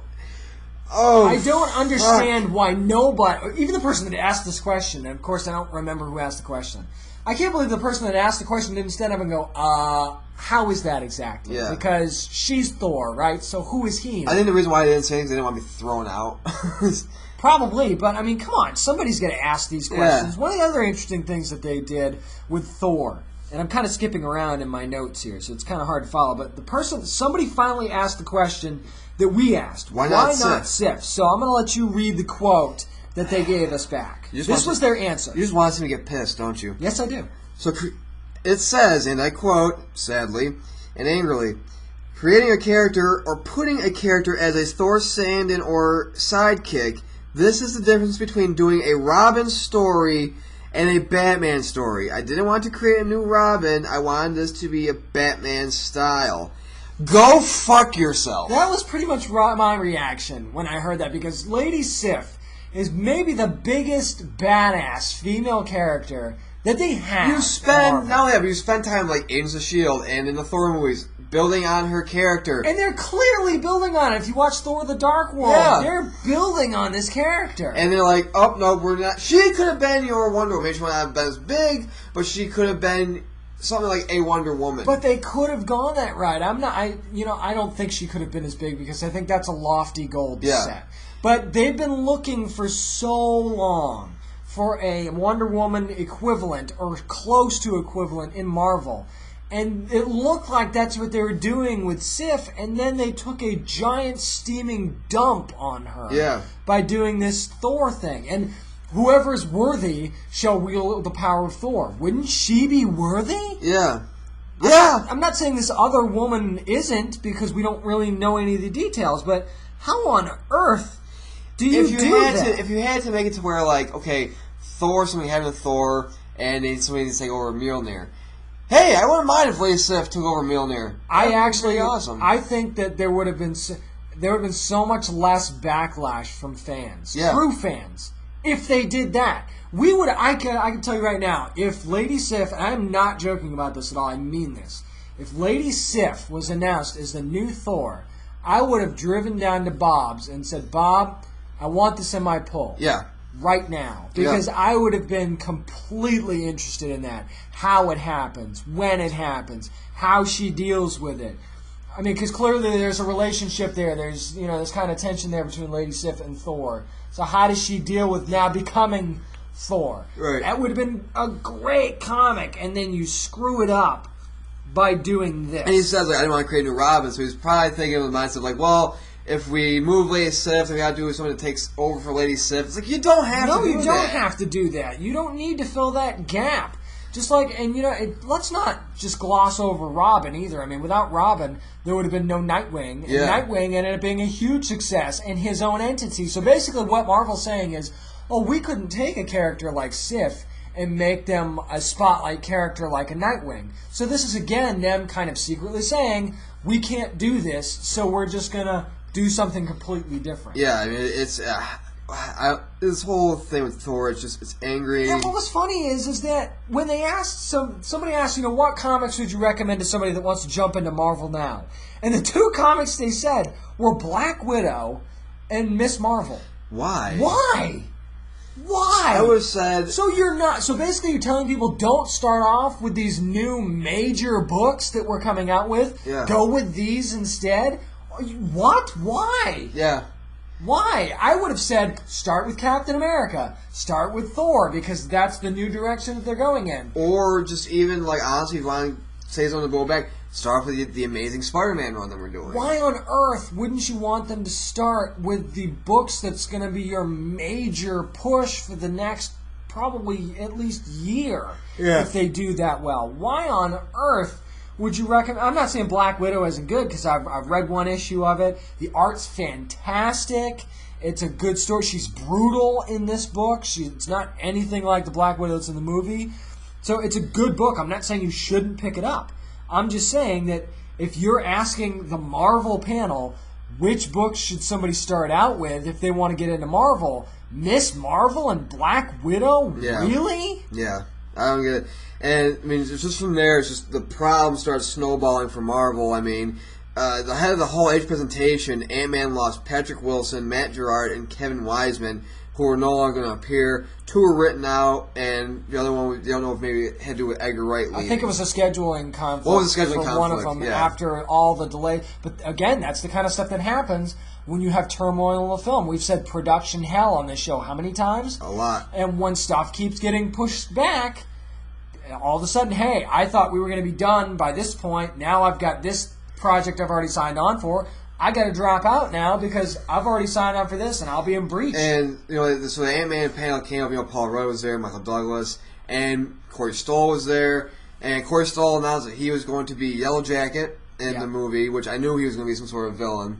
But the big surprise, I think, was that Evangeline Lilly made her. She was there. And she's going to be Hank Pym's daughter, and it was first announced that. It was her first announcement. They didn't say she was going to be in it or not. Nobody knew she was in the movie. She said, I'm in the movie, and I'm going to be this person. So that led people to believe, okay, are you going to be the Red Queen? Are you going to be that? Right. How are you going to go? Well, the people then started talking about the Wasp, and they're saying, well, what happened to the Wasp? Why isn't she in the movie? And Douglas did an interview, and he pretty much said, something happened. And it kind of geared towards, the reason why Hank Pym isn't Ant-Man, why they went with the Scott Lang route, was because Wasp was, maybe killed in action, and it caused Hank Pym saying, I can't do this anymore. Right. I mean, that certainly makes sense that they go... I'm saying that eventually Lily might take over and be Wasp, if that... Right. I mean, they did show the Ant-Man helmet was on display at Comic-Con as well. Pretty much what you'd expect. And they also showed, they had the poster out for it, and they also showed a clip. And in the clip... if you went to our Facebook page, facebook.com/downnerdy, I covered it, and it pretty much dealt with Scott being in training. He's in the suit, he's doing training, he's learning how to control ants and jump on ants and stuff like that. And it just ends with him saying, I got this, and it just cuts to that. It ends with that. But, I mean, it's just, Ant-Man is just, oh, God. It's, we'll see how it goes. I mean, but it's like trying to watch somebody walk home drunk. Yeah. That's the best way I can describe how this movie is going so far. Yeah. But, I mean, there was other stuff that was announced before the Hall H presentation as well. Nick Blood was cast as Lance Hunter in Agents of S.H.I.E.L.D. He's going to be basically the British director of a S.H.I.E.L.D. group called Strike. Of course, that's going to cause some conflict with Coulson's group. Now, kind of a letdown for me, Lucy Lawless looks like she's going to play Isabel Hartley, who's a veteran S.H.I.E.L.D. agent. That's kind of a letdown for me. I really thought that it would be something bigger than that. Really? I don't know. Maybe I expected too much. I think you did. But there's also going to be Agent Coulson and his team are going to be on the run from Daniel Whitehall, which is the Hydra agent known as Kraken from the Secret Wars comic book series. Right. And Season 2 is going to start back up on September 22nd. Right. So, I don't know. I want to be excited for Agents of S.H.I.E.L.D., but I don't know. I'm still going into it with that cautiously. I mean, I know it ended well, but I'm still going into it with the caution bullet because I'm just not sure that it's going to start off as quickly as I think it should. Right. I mean, I haven't watched an episode yet. I'm not sure. I think it's on Netflix now. It's the first season. I think it's just getting ready to be released.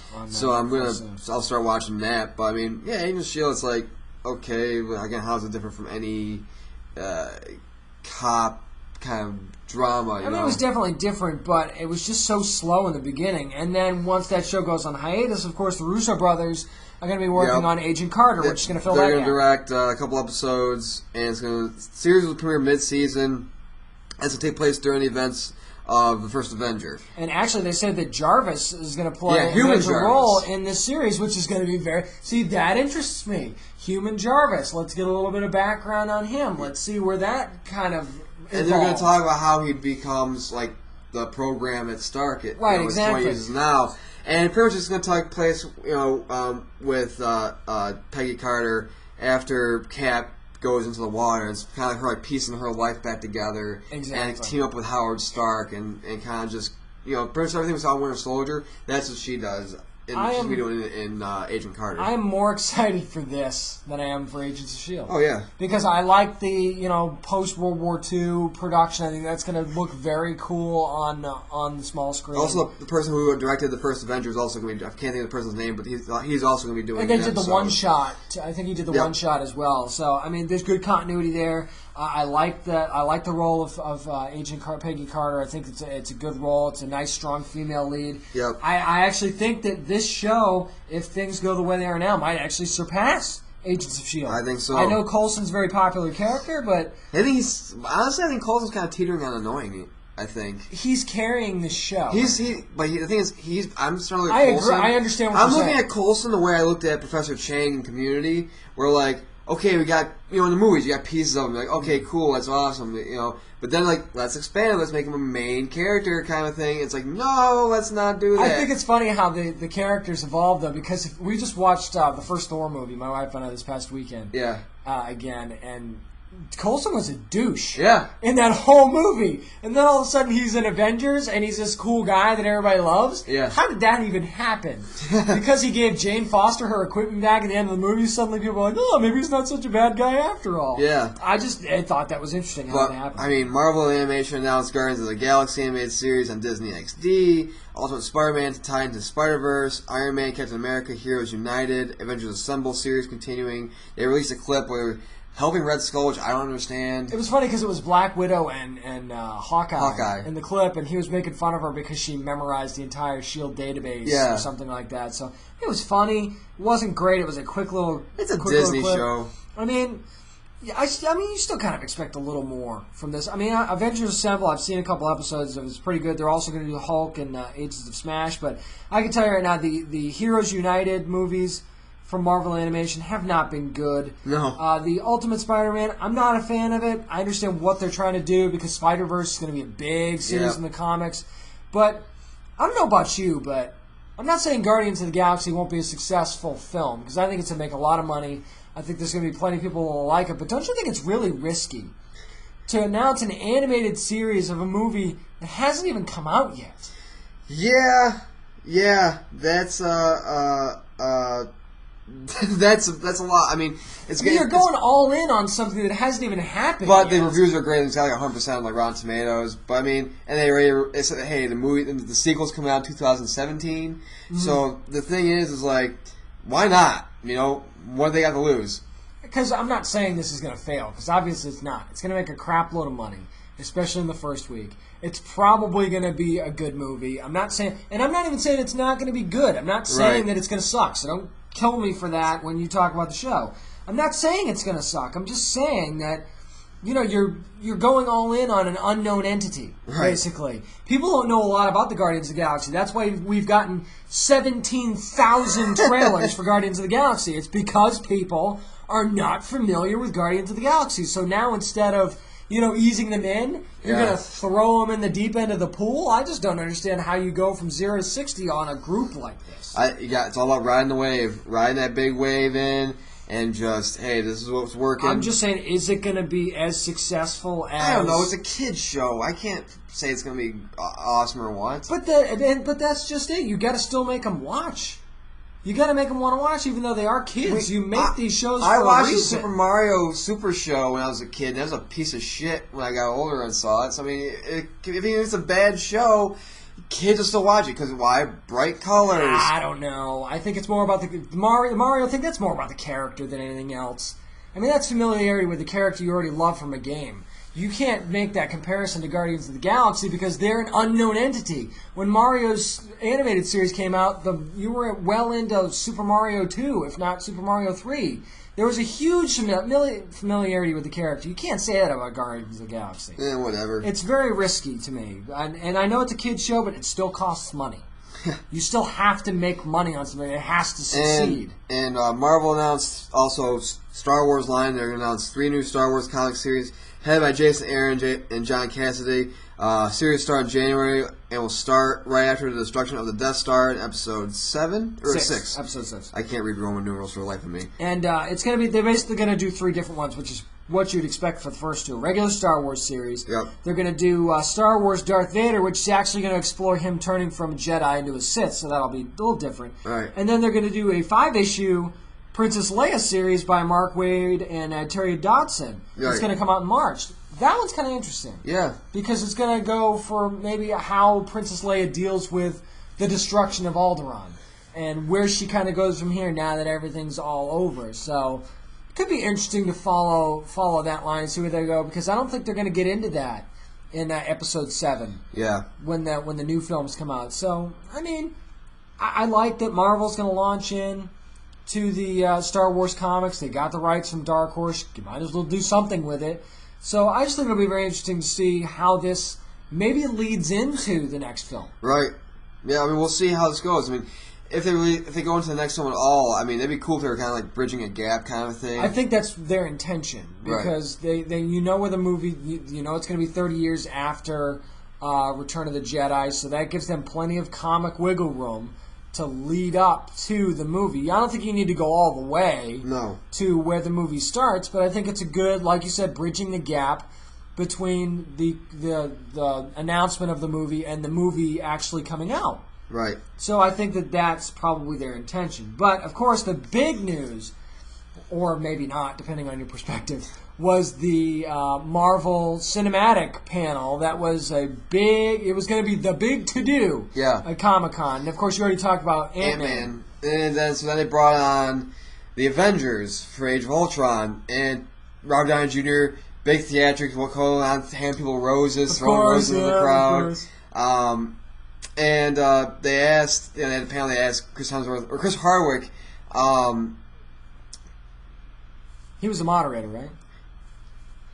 So, and the panel was moderated by Chris Hardwick, and he asked Chris Hemsworth the Thor question of, so, you know, Thor being a woman, kind of like, how do you feel about that? Like, what do you think? It's like, and Chris Hemsworth just looked and goes, I think it'd be the biggest role of my life. And I could win an Oscar for it. He would. He's got the hair. He's got the hair. He's definitely got the hair. Thoriel. Yeah, well, he's a Disney princess now. So, he is Disney princess now. You gotta get that role in there. You start working on that. I'm still laughing that one of our listeners posted that Victoria's Secret picture weeks ago. And I love that so much. That is just too much. But I mean, there were some things that kind of weren't talked about on the panel. I mean, Avengers Age of Ultron, they did show a clip, and you were describing that. But I didn't describe it entirely because it was kind of spoiler. I felt it was spoiler-esque. Do you want to drop that now with saying that, you know, this is going to be a spoiler alert? So go ahead if you don't want to hear it. This is a spoiler alert, so go ahead if you don't want to hear this. So pretty much it takes off with the Avengers are at a party, and it's like trying to lift Mjolnir. You know, Tony Stark can't do it. He has his Iron Man fist on. He can't do it. You know, other people can't do it. And then it just gets interrupted by Ultron. Now, this takes place in the Avengers Tower, which is Stark Tower in the first Avengers movie. Right. And he's just like, you know, no strings kind of thing, and just a big battle. It's just all his battles in the trailer and everything like that. Well, it ends with Tony Stark looking down at this battleground, and there's just people dead and buried, like, everywhere. And a couple of people, it said, are the Avengers. A couple of Avengers are dead. Like, it looks like they're dead or badly beaten to the point of death. Right. And, I mean, Captain America's shield is broken. Like, which, I mean, that's a big... When we posted that image, that's a big one. Yeah. That is huge. Yeah, so, I mean, you know, that's the big reveal was that, like, okay, there's... Like, Iron Man's the only one that's... Or Tony Stark's the only one that's pretty much up and at... Like, he has the ability to fight still. And he's just the Ultron. And from what I hear, Ultron sounds amazing. From James Spader. And, yeah, it's pretty much just like people are just dead. And they don't know, like, we don't know if they're heroes or people or whoever, but there's just tons of people are dead. And they actually talked about how one of the battle scenes, I'm not sure if it was the main end battle scene or it was one with the Hulkbuster armor and the Hulk, but they said it took 2 years to film that. Wow. I want to say it's the final battle scene, but it said it took 2 years to film that. That's a long freaking time, man. Yeah. And that's I mean, I like the idea that they're going with Ultron. I think that was a good villain choice. Yeah. James Spader, I love James Spader. Yeah. Fantastic choice. So hopefully they'll actually release this footage at some point. Speaking of footage, the Deadpool movie footage. Yep, gotta talk about that. That just came out as well. It was test footage. It was test footage. It was CG. I'm just gonna say this, and I posted this on our page. I did a video a while back about how I said don't talk about the Deadpool movie or whatever. But the thing is, everybody, all the comments I'm reading, people are like, oh my god, yay, and oh, this needs to be a movie, and it's like, these people forget that this movie has been in production hell since like 2010. Mm-hmm. And I'm sorry, but a movie that's been in pre-production for years, like 4 or 5 years, it's not going to be good. And granted, I'm not going to lie, I enjoyed the test footage. I watched it many times. But the thing is with Ryan Reynolds, it's like, I just couldn't, when he was talking, I couldn't get out of my mind that, like, okay, it's just Ryan Reynolds being Ryan Reynolds. Yeah. And that's the tough part. Yeah, I understand that. And I looked at it, and I'm like, it's got to be rated R. You know, we don't know if it'll probably be PG-13 if they ever get to doing it. And I'm sorry, people, but everybody's like, oh, this needs to be a movie, and I love this footage, and everything like that, and it's just so great. They're acting as if it's been greenlit, and it's like, here's a clip from it. When it's just test footage. You know, it's pretty much what Edgar Wright showed a couple years back with Ant-Man jumping on the gun and kicking the guy. Pretty much. You know? So, I mean, these things change. Let's not forget about that. These things change rapidly from test footage to actual footage. Yeah. If it's actually going to be made. So, I mean, we'll see if they end up doing the Deadpool movie or not. But I just want to round out the Hall H Marvel presentation. What did you not? Because you don't seem like it was this huge, exciting thing. No, I really did a couple things. So what were you expect? What were you was expecting? Okay, because they announced that they got movies planned for like 2019, I think, or something like that, or 20 something. I would have liked for them to say, you know what? No one to give any names of who's playing who, but just say 2017. These movies are coming out. Doctor Strange come out this year. After Doctor Strange, be like Black Panther. We're doing this. This is this. Just give like a definitive, like, okay, here's the movies that we're doing that, you know, into the future. So that's what I wanted. Well, they only gave us one. They gave us Guardians of the Galaxy sequel. That's the one that they gave us. I'm like, okay, it's cool, but you knew it was going to get a sequel either way. It's like, I would have liked something that's like, okay, here's a new franchise they're going to be working on, and this, because Black Panther ties into the Avengers. Yep. You know, I mean, it does, because Captain America's shield gets broken, and I mean, we posted the picture, and where can you only get vibranium and antium? Wakanda. It ties in, you know? It's almost like, and there was a fake image that was going around the interwebs that had a list on it of all the Marvel movies, and presented itself as official. A couple other sites posted it. We did not. It is fake. It is not real. So if you've seen that image, it's not an actual announcement from Marvel, because it had Civil War on there. It had a Hulk movie on there. Yeah. It had a few others. It had Black Panther movie on there. Not an official list from Marvel. It's just a fan thing. So if you've seen it, say, hey, why haven't you guys posted that? Not official from Marvel. So we will not be posting that list. But again, that's what I wanted. I mean, as a Marvel fan, that's what I wanted out of Marvel. Was just like, give me something new. I mean, I know about Age of Ultron and whatever. Right. it could have been longer. Like, it's a fucking universe. Expand on it. I was surprised when you texted me and said, it's over. And I was like, really? Yeah, by the way, this started 20 minutes after it was supposed to start at 8:30 and start till almost 9 o'clock. Yeah, and it was late, and then it was over early. I'm thinking, wow. Now Josh Brolin showing up. Yeah, he showed up with the Infinity Gauntlet. That was a big moment, but there wasn't any... But it's stuff you already knew, though. I wasn't wowed. I wasn't wowed. I wanted to be wowed because Marvel's the shining city on the hill right now. Yeah. Everybody wants to be wowed. I wasn't wowed. And I'm not just saying that as a DC guy because I'm sitting next to a Marvel guy that wasn't wowed by what he saw. Yeah, it was just stuff I knew. It was like, okay, cool. And I'm sorry, this goes with DC too.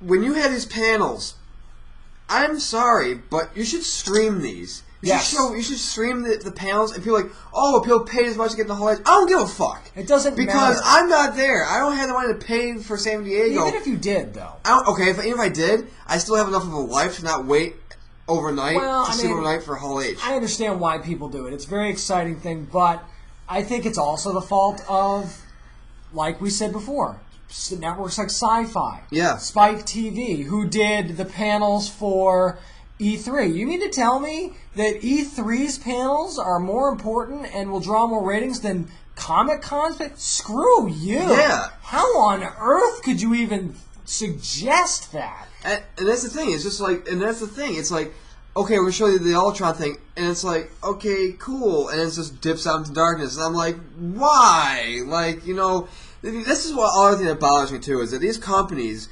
Marvel, Fox, DC, Warner Bros., whoever, so afraid of their trailers getting leaked out, everything like that.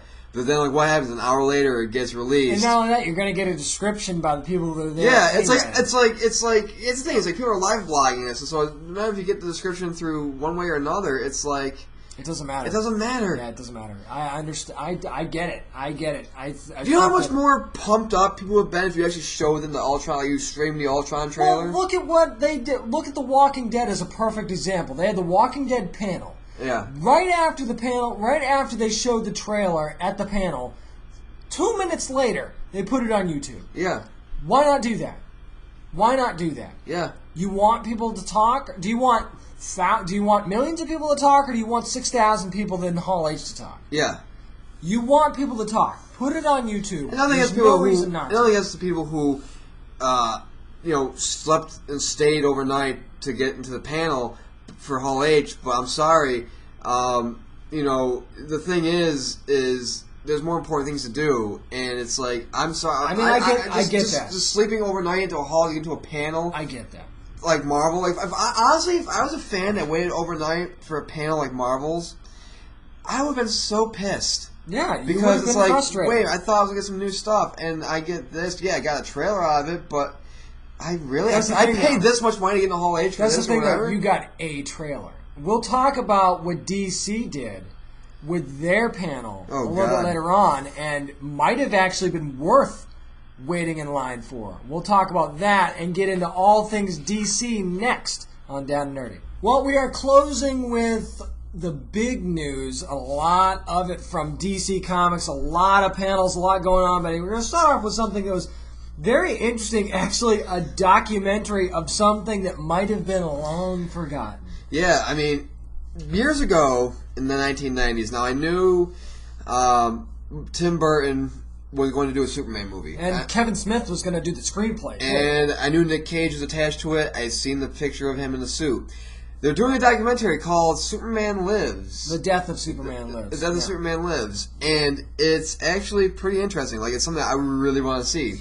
It goes in, they actually show footage in the trailer of what the suit was going to look like. And it was going to be this, this regenerative suit, and they had lightning going through it. And I'm like, what is that? Yeah. This is not good. But then they showed Nick Cage in the suit, and I'm thinking, Nick Cage is Superman? Really? Yeah. It wasn't bad, but it wasn't. I didn't look at him and say, wow, that's Superman. I mean, you can kind of look at him. Well, the 90s Superman, I mean, he had the mullet. A lot of people didn't really care for it. But, and even you could look at Christopher Reeve and say, okay, that's Superman. You can even look at Henry Cavill and say, okay, that's Superman. He actually looks like Superman. I would still go with John Hamm instead of Henry Cavill, but that's another story. Well, then there's that. But it actually goes into saying Brainiac would have been the villain and all the different... Not Apocalypse, but Doomsday would have been in there as well. Right, and they would have had a Batman cameo, and Kevin Smith was talked about being all jazzed about how he's going to get to write Superman, and this is going to be awesome. So it'd just be very interesting to see, what exactly derailed it. Yeah. What footage is there out there? What kind of concept art are we going to get into? And I still want to know why this movie never happened. Maybe for the best, but why did it not happen? Yeah, and this is a great documentary, which I can't wait for it to come out. I can't wait to watch it. Again, it's one of those things where it's like you see this big project, it's like, why didn't it happen? And Tim Burton, even when he brought up Superman Lives, Tim Burton's like, oh Jesus! Why do we have to go there? Why do you go there? Why does somebody have a cyanide pill I can bite into? Yeah. Because even Tim Burton knew it was like, this is a horrible idea. I'm kind of glad that it didn't get greenlit. It's one of those things that really did work out for the best. I mean, as a fan, you almost kind of it would have been one more Superman movie, but I mean, don't you want to kind of forget about Superman? Well, the thing is too is Tim Burton is my favorite director, and a lot of people probably like screaming why. It's because growing up a little bit, look how I look and everything like that, being teased. Tim Burton, his characters were based off of that. You look different in the whole society aspect of it, and so that's why I drew to Tim Burton a lot. And so that's why he's my favorite actor or director of all time. He had a lot of good movies. I love Tim Burton. I love his work. And some of his work, I'll admit, is not the greatest. Planet of the Apes, but I mean, his Batman. When he did Batman, you can't deny that's not right. That was fantastic. And Beetlejuice, of course. Yes. Oh God, yeah. Come on. And so going from that to the panel news, James, you just kind of got your nipples in a twist a little bit, and good and hard and ready to go, huh? Definitely some interesting stuff from the DC Comics panel. They had a lot going on. First things first was that Scott Snyder is going to remain on Batman. Which is good. For Endgame, which I think is a good... Keep him and Capullo together. You've got a winning combination. Why change it? And then they turned to the Justice League, and they're going to continue the whole... Lex Luthor is trying to become a member of the Justice League, okay, if you haven't been reading it yet. And he's using the fact that he knows that Bruce Wayne is Batman as leverage. Right. But what they're going to go on the flip side with that is now Bruce Wayne is going to try and infiltrate LexCorp and try and screw Lex Luthor over that way. And of course they introduced the Doom Patrol recently in the Justice League. They've been around before. Basically they're gonna base a lot of that off of the new Power Ring. Power Ring was killed in the Forever Evil arc. So now Power Ring found a new person, Jessica Cruz. Apparently this is the same Jessica Cruz that was in some of the Green Lantern comics before. So they're going to tie all that in to the Justice League. So I'm not sure if I'm super psyched with the way they're going with Justice League, but I like the whole Lex Luthor, Bruce Wayne dynamic. I think that's going to be trying to infiltrate each other's kind of companies to see, okay, who can come out on top. Okay, you're going to try and screw me? Well, now I'm going to try and screw you in a whole different way. Mm-hmm. And having Jeff Johns talked a lot about the new Superman run, which I wasn't a huge fan of the first issue. I'm not a big fan of John Romita Jr. I'm sorry. Not a big fan of his art. I know a lot of people love him. But what Jeff Johns said about the actual character of Superman is that they're bringing back the human element. They said that was the one thing they kind of got away from in the Superman run. They want to bring that back. And apparently the Daily Planet characters are going to play a much bigger role. Jimmy Olsen, Lois Lane, they're going to play a much bigger role in this new Superman. So story-wise, I think that's probably the best way to go. Yeah, I mean, you want to go that route. You got Man of Steel that came out, last year, and you just want to capitalize on that, kind of bring in that kind of spin to it. It'll be a different take, right? But you're right. It's they had more of a human element in Man of Steel, right? And I think they saw that kind of worked for them. So why not bring it back to the comics? Because Superman is an alien. They mentioned that he's an alien, but we forgot that he's human too. He was raised on this planet, so they're going to bring that element back. One of the cool questions, the question that was asked about Marvel's recent diversity and that DC, quote, hides their diversity, the response was, I think, pretty cool. So just because it's not announced on The View doesn't mean it's not true. Right, exactly. I mean, and we've gone into this at great length. There's a lot of lead female characters in the DC universe.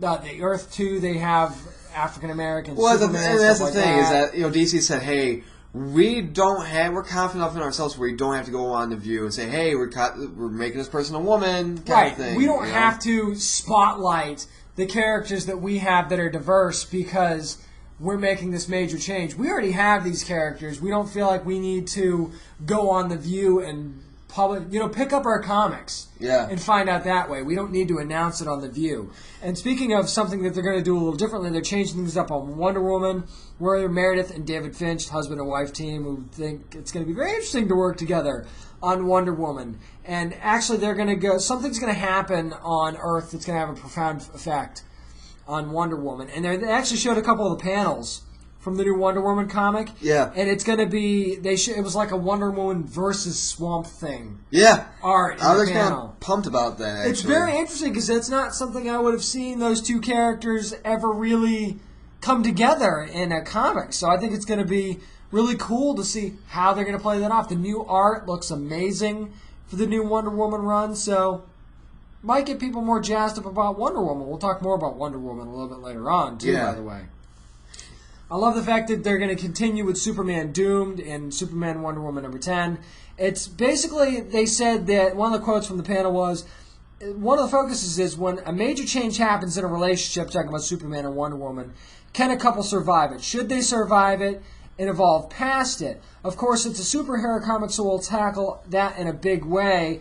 And with Superman possessed by Doomsday and by Wonder Woman fighting a Brainiac-infected Lois Lane. Yeah. And when you've kind of seen that, if you've been reading Doom, something's wrong with Lois Lane, then we finally find out it's Brainiac that's infected her and kind of put her as kind of an inside agent inside this to try and screw everything up. And the fact they've got Brainiac and Doomsday going on at the same time, those are two major villains to have to deal with at once, especially now that Superman is becoming I think Doomsday. it's kind of funny coming from how we're just talking about Superman Lives with the whole Brainiac and Doomsday Yeah, together. exactly. And now they're kind of bringing that, it's almost full circle, but in a better way. Really quickly, they're going to do, the new Flash run's going to deal with the aftermath of Forever Evil. Basically, his city's been destroyed by the crime syndicate. We touched on the Q&A portion already with the response about diversity. And they did say one other thing in the panel that I thought was interesting. They did say that later on in Justice League, there's going to be more emphasis on Cyborg and Shazam. And we're going to focus on them a little bit more. Yeah. And I think with Cyborg taking a role in the Justice League movie later on, and they kind of want, I think eventually we're going to get a Cyborg comic. He's going to get his own comic run. Kind of surprised they didn't announce that. I would think that, especially if, Deathlock is getting his own. Yeah, and Cyborg's a more interesting version of that, I think. So, I mean, I don't know why you wouldn't eventually do that. And I think Shazam will probably do that as well. But I'm a big fan of Justice League Dark. You know that. I read that. I read Constantine. And Guillermo del Toro actually dropped a little bit of news. Shocking. Yeah, he's going to be still working on the DC Dark Universe, and he says they're going to be separate from the TV series. Right, so that means there would be two different Constantines. Yep, and so, but he said, but the worlds will eventually, quote, come together. And it's funny, because he said a lot of interesting stuff, like how Green Lantern's going to be brought in. Yeah. And I mean, you kind of take what he says with a grain of salt. Because Guillermo del Toro's one of those guys that's like, I'm doing this, but he's also doing 1,000 different other things. Yeah, so will it ever really happen kind of thing? And I know people say, well, you can't have two different Constantines. You got to have continuity, blah, blah. Marvel's doing that now with Quicksilver. You have Quicksilver in the X-Men movies and Quicksilver in Age of Ultron. So before you get up on your high horse, Marvel fans, and say you can't do that, you guys are doing it now. Why is it okay for you and not for DC?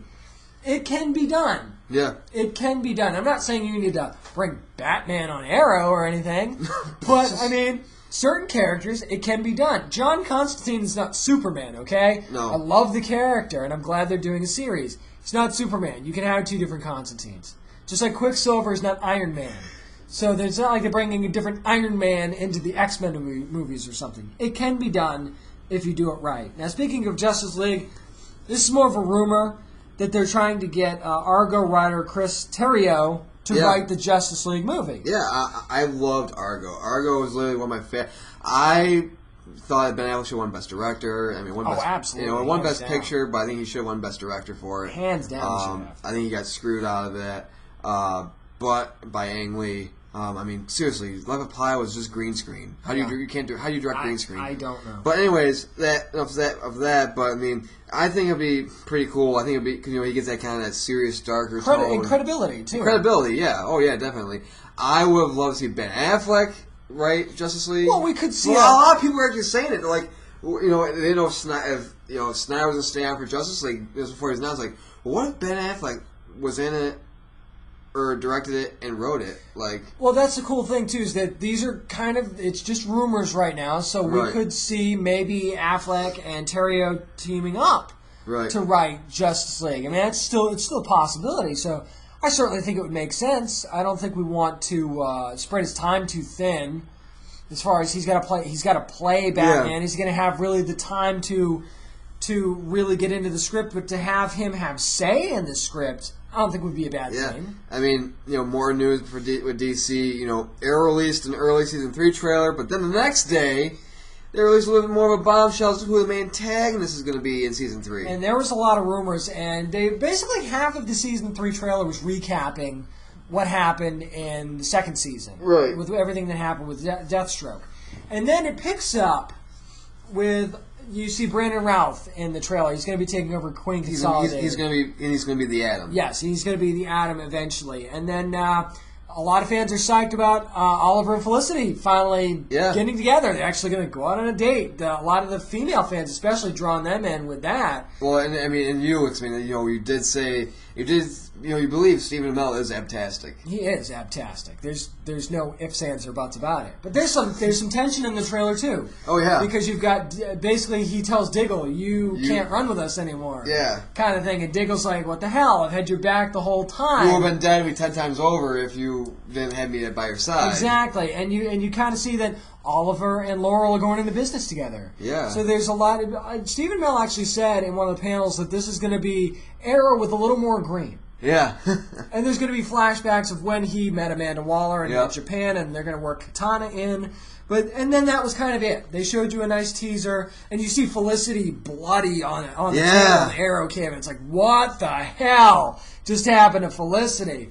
So there's some darker elements to it as well. You see Arsenal in there. Yep. An actual live action shot of him, not just the image that we talked about. Roy looks great, and it's a great suit, very well done. And they're also going to get into John Barrowman's character, the Dark Archer, and Thea, and how he kind of trains her. And it's a very contentious relationship. But then we're going to kind of skip ahead here since we're already talking about the Arrow trailer. So they show another trailer. It looks like at the DC TV panel they're going to show the same trailer. Yeah. Because it was the same trailer, but then the last 15 seconds. Oh yeah. You get this voiceover. And it's like almost a slow panoramic shot around a character, and it's Ra's al Ghul. Ra's al Ghul. Call it however way you want it. Ra's al Ghul is going to be the main antagonist. Oh yeah. And did I call that or what the last episode? You did. You said they're gonna go. I think they're gonna go Ra's al Ghul. I said, well, why not? And they are. And it's kind of be like, he's pissed that Oliver's kind of cheated death in a sense. And basically, and like they were saying, he doesn't necessarily disagree with Oliver that the city should be better. He just thinks it should be better by wiping everybody out and putting better people in it. Yeah. So he's more of a let's destroy everyone who's not worthy kind of thing. So it's going to be, Ra's al Ghul's agenda. And the contention between him and Batman and other versions of Ra's al Ghul. But they've done a great job up to this point in Arrow, laying the groundwork for this to even be possible. Yeah, I mean, speaking of the Flash, they had the Flash. They talked a little more about the Flash crossover episode and stuff like that. They actually released a new, not image, but a new kind of like preview trailer. It was like a quick teaser for the Flash, it's looking bad. And they said they wanted that to be a brighter world. Yeah, Arrow's so dark. Yeah. So serious. They wanted something a little bit brighter, because the Flash is a more willing hero than Oliver Queen is. So they wanted something a little lighter, and they kind of alluded to maybe Tom Cavanaugh's character in the series having a little bit of an agenda. Yeah. So we'll have to see where that goes. And speaking of that, Eureka's Colin Ferguson is also in talks for the Flash. Yeah, and it's going to be very interesting. Who's he going to be? I don't know. I mean, did they already cast? I mean, you kind of assume that Reverse Flash has already been cast. Oh yeah. With the original, the original John Wesley Shipp being from the original Flash series, you kind of figure that's the way they're going to go with that. So who's he going to be? Is he going to be one of the rogues? Is he going to play a minor character? We're blowing this out of proportion. Probably a minor character was blowing out of proportion. But they used the same showrunner for one of the other shows that he's on that they used for the Flash. So they called him up, said we've got something for for you. It is Vampire Diaries. So they said they've got something for you. So who knows who it could be? The way they're working people into this universe. Yeah, it's very interesting. And then going to the DC animation, they announced 2 new titles to follow Throne of Atlantis, which is the Aquaman movie. Batman vs. Robin will feature the Court of Owls, introduced by Scott Snyder and Greg Capullo in the first arc of the new 52 Batman series. But the title, however, this is kind of weird too. It suggests that it won't be a direct adaptation, right? As Robin is not predominantly featured in that story. Yeah, he's not, and I do think it's cool to bring the Court of Owls in because if you've read the new 52 in the Court of Owls, it's a very interesting, kind of eerie vibe. So I think it'll be very cool to bring them in to one of these animated features. And I could just say that, without any bias, that the animated movies from DC have been fantastic. Right. Justice League War was great. Son of Batman was great. Superman Unbound is really good. The adaptation that they did of The Dark Knight Returns was fantastic. So I'm glad to see that they're really focusing on these movies, and they're actually going to do another one for a brand new story, actually, for Justice League Gods and Monsters. Yeah. And Bruce Timm's going to be involved. Of course, Batman the Animated Series, that name jumps right off the page. So, and I like the fact that you said before, when we were talking about Marvel, give me an original story. Yeah. Or when we were talking about The Simpsons and Family Guy, give me an original story. Well, here you go. You're going to get an original Bruce Timm Justice League story for Gods and Monsters. Yeah. So, not only are they going to give you adaptations, but we're going to give you something new. This DC panel is everything I want Marvel to be. It's everything Marvel should have been. And DC, I'm sorry, Marvel fans. I'm a big diehard Marvel guy. You're one of them, so DC mic dropped and teabagged the shit out of Marvel this week. Constantly, with every panel, the comics panel, this animation panel. Of course, let's not gloss over Batman Assault on Arkham, which is going to be coming out August 12th, which is going to take place right after Arkham Origins. It should be like Hedger's wife gives birth to your son. She'd be like, hey, look what I got for us to watch. Exactly. Hey, I know you went through some childbirth, but let's watch our Assault on Arkham and relax. Yeah, here's what we've got going on right now. Because they did Sons of Batman. I'm looking forward to Throne of Atlantis, giving Aquaman a little bit of the spotlight, which I think is going to be like a toe in the water of, okay, how's Aquaman going to be? How popular is this character really? Yeah. So let's see before we find out how big of a role he's going to take in any kind of a Justice League movie. But we'll go quickly over the DC Warner Brothers panel. They did show trailers for movies like Jupiter Ascending with Channing Tatum, and the Mad Max trailer, which was intense, super intense. And we're talking about this during DC because this was during the Warner Brothers panel. Yeah. So we're going to talk about this stuff first before we get to Batman and Superman. Oh, yeah. The Mad Max trailer, just friggin' intense. I mean, just all kind of constant desert and just it's almost looked like a constant car chase with guns and these weird looking just demonish kind of face painted guys. It was just fantastic. I mean, you go say, well, it's your typical action movie.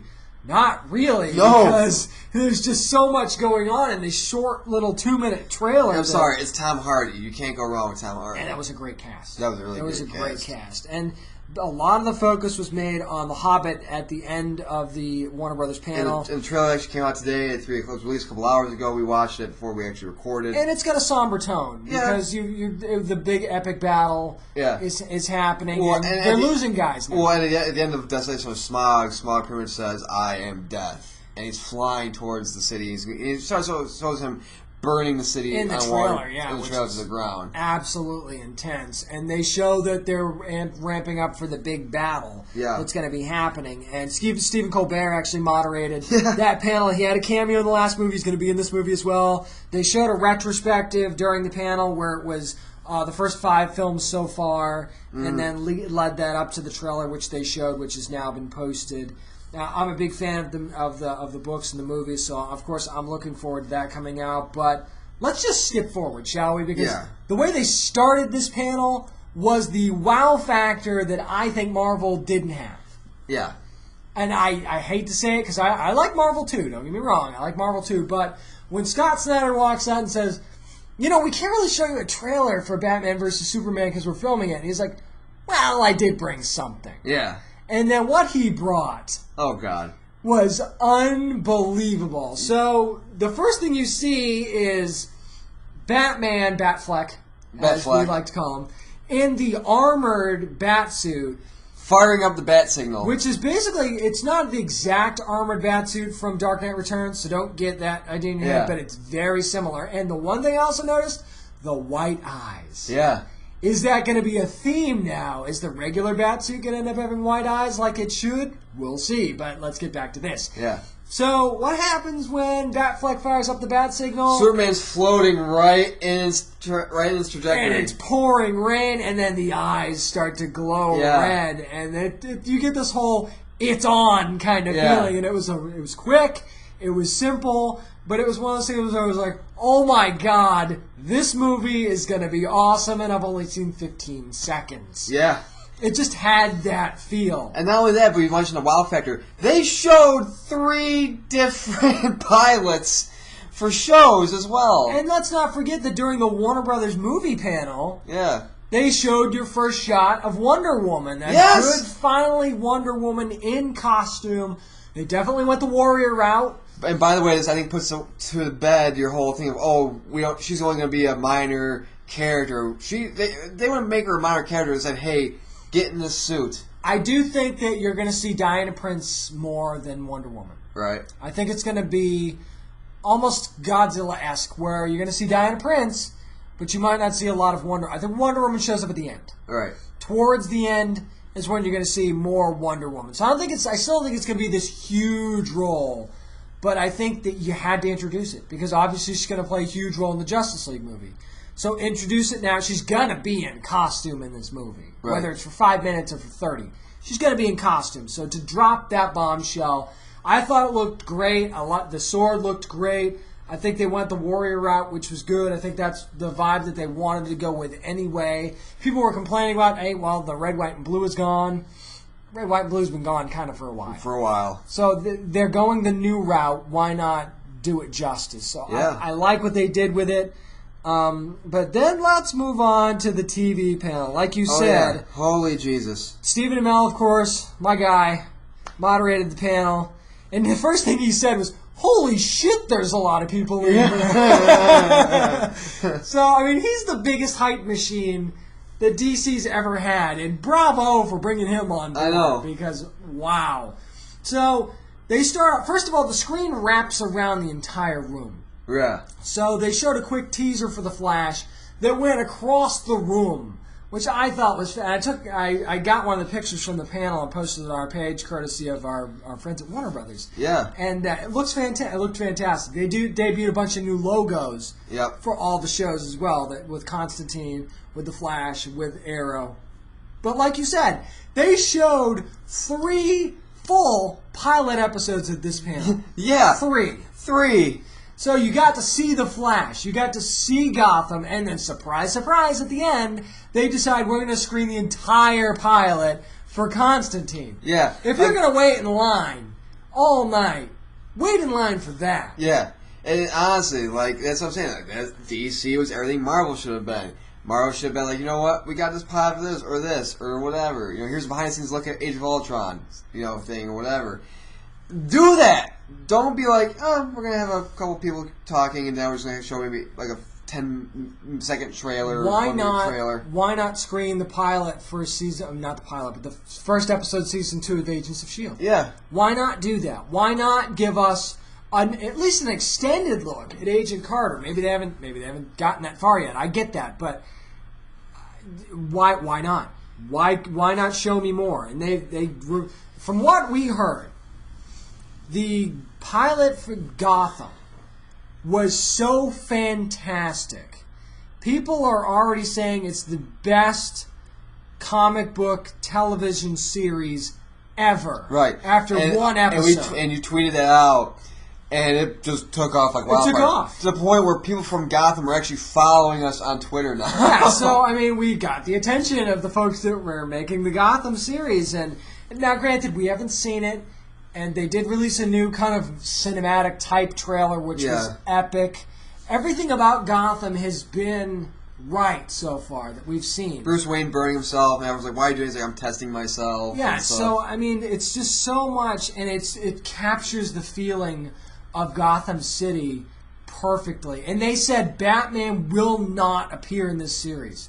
They did say that at Comic-Con. You will not see Batman in the series. Yeah, it won't make any sense. And it doesn't make any sense because he's 8. Yeah. So, I mean, it doesn't make... So, they're just dispelling that now. I think they want to just get that out of the way.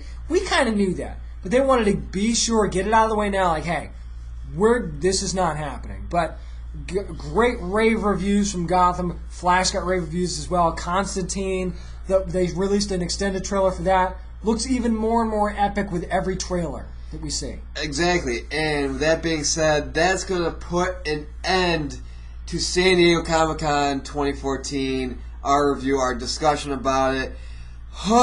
80 pages of notes. DC done. won Comic-Con. DC won Comic-Con. Okay, so now... Stephen Amell was right. DC won Comic-Con. DC won Comic-Con. Quick thing, though. Before we do go, what final thoughts? Best part of Comic-Con, worst part of Comic-Con? Best part of Comic-Con, definitely DC, and I think Legendary really made a name for themselves at Comic-Con. I think that they had a little mic drop of their own that nobody expected. Worst part of Comic-Con, 20th Century Fox panel, pretty much a waste of time, and Marvel not necessarily dropping the ball, but coming up short in the big hype machine that they usually are. My best is actually, I'm going a different route. I'm going to go IDW winning the Eisners. I'm going to go with them with Image pretty much kicking ass at the awards, beating out the big two. I think that's the biggest thing. Not a lot of people are really talking about. For me, the worst part, I mean, it's easy to say, well, Marvel in general, but I'm just going to go with more of the 20th Century Fox. But I'll go with Marvel only the part where their comments towards the comics and like how the whole Robin comment. I think the Marvel Comics era, there was the negative part. It's a dark era for them right now. Yeah, I think. Yeah, they're trying to find anything that works. Yeah. So I mean, other than that, that's my best, that's my worst. But follow us on Facebook, facebook.com/downnerdy. We're well over 200 likes now, so thank you everybody for that. Don't forget on Twitter at DownNerdy757. I'm on Twitter at NickPataglia25. James. Well, I'm at James Ace Witham. And, of course, don't forget our email, downandnerdypodcast@gmail.com. We've actually got some exciting things going on through our email right now. We'll be talking about in a few future episodes. Yep. And just a lot of things going on. If you're one of our new listeners, new followers, thank you so much for making our Comic-Con coverage a huge, huge success for us. Even though we couldn't be in San Diego, we felt like we were there, and we hope to you it felt like we were there. I think that's one of the main reasons why people started following us, because like we weren't there. We know that we weren't there. It just felt like we were, and so it's just like it just felt really great. And we wanted to go into this. We wanted to say it's easy to cover the big two. We want to give you everything because that's what we feel like our show is. We feel like we not just cover Marvel and DC. We give you everything that we possibly can that happens throughout the world of comic books and nerddom in general. Yep, and again, that's how we roll here. That's what we do. We just pride ourselves on giving you stuff like IDW and Image, not just the big two. Because like I said, everybody's talking about the big two. Rarely anybody talks about the little guys. And we still talk about them too, but we're going to give you everything. Yep. And that's why we're going to get back to our regular format next week. We'll tell you what we're reading. We'll give you all the nerd news. We'll have our review, probably, of Guardians of the Galaxy coming up next week as well. And, it comes out this week, August 1st. Friday. Yeah, but our review... our review will be next week, Our review will be next week. Yeah, Guardians of the Galaxy. Well, how could you not know with the thousands of trailers that they're giving us that it's coming out on Friday? But we'll get back to our regular format next week. Hopefully you enjoyed our Comic-Con coverage. Give us your comments. I'm James. That's Nick. And as always, practice safe comic book reading, everybody.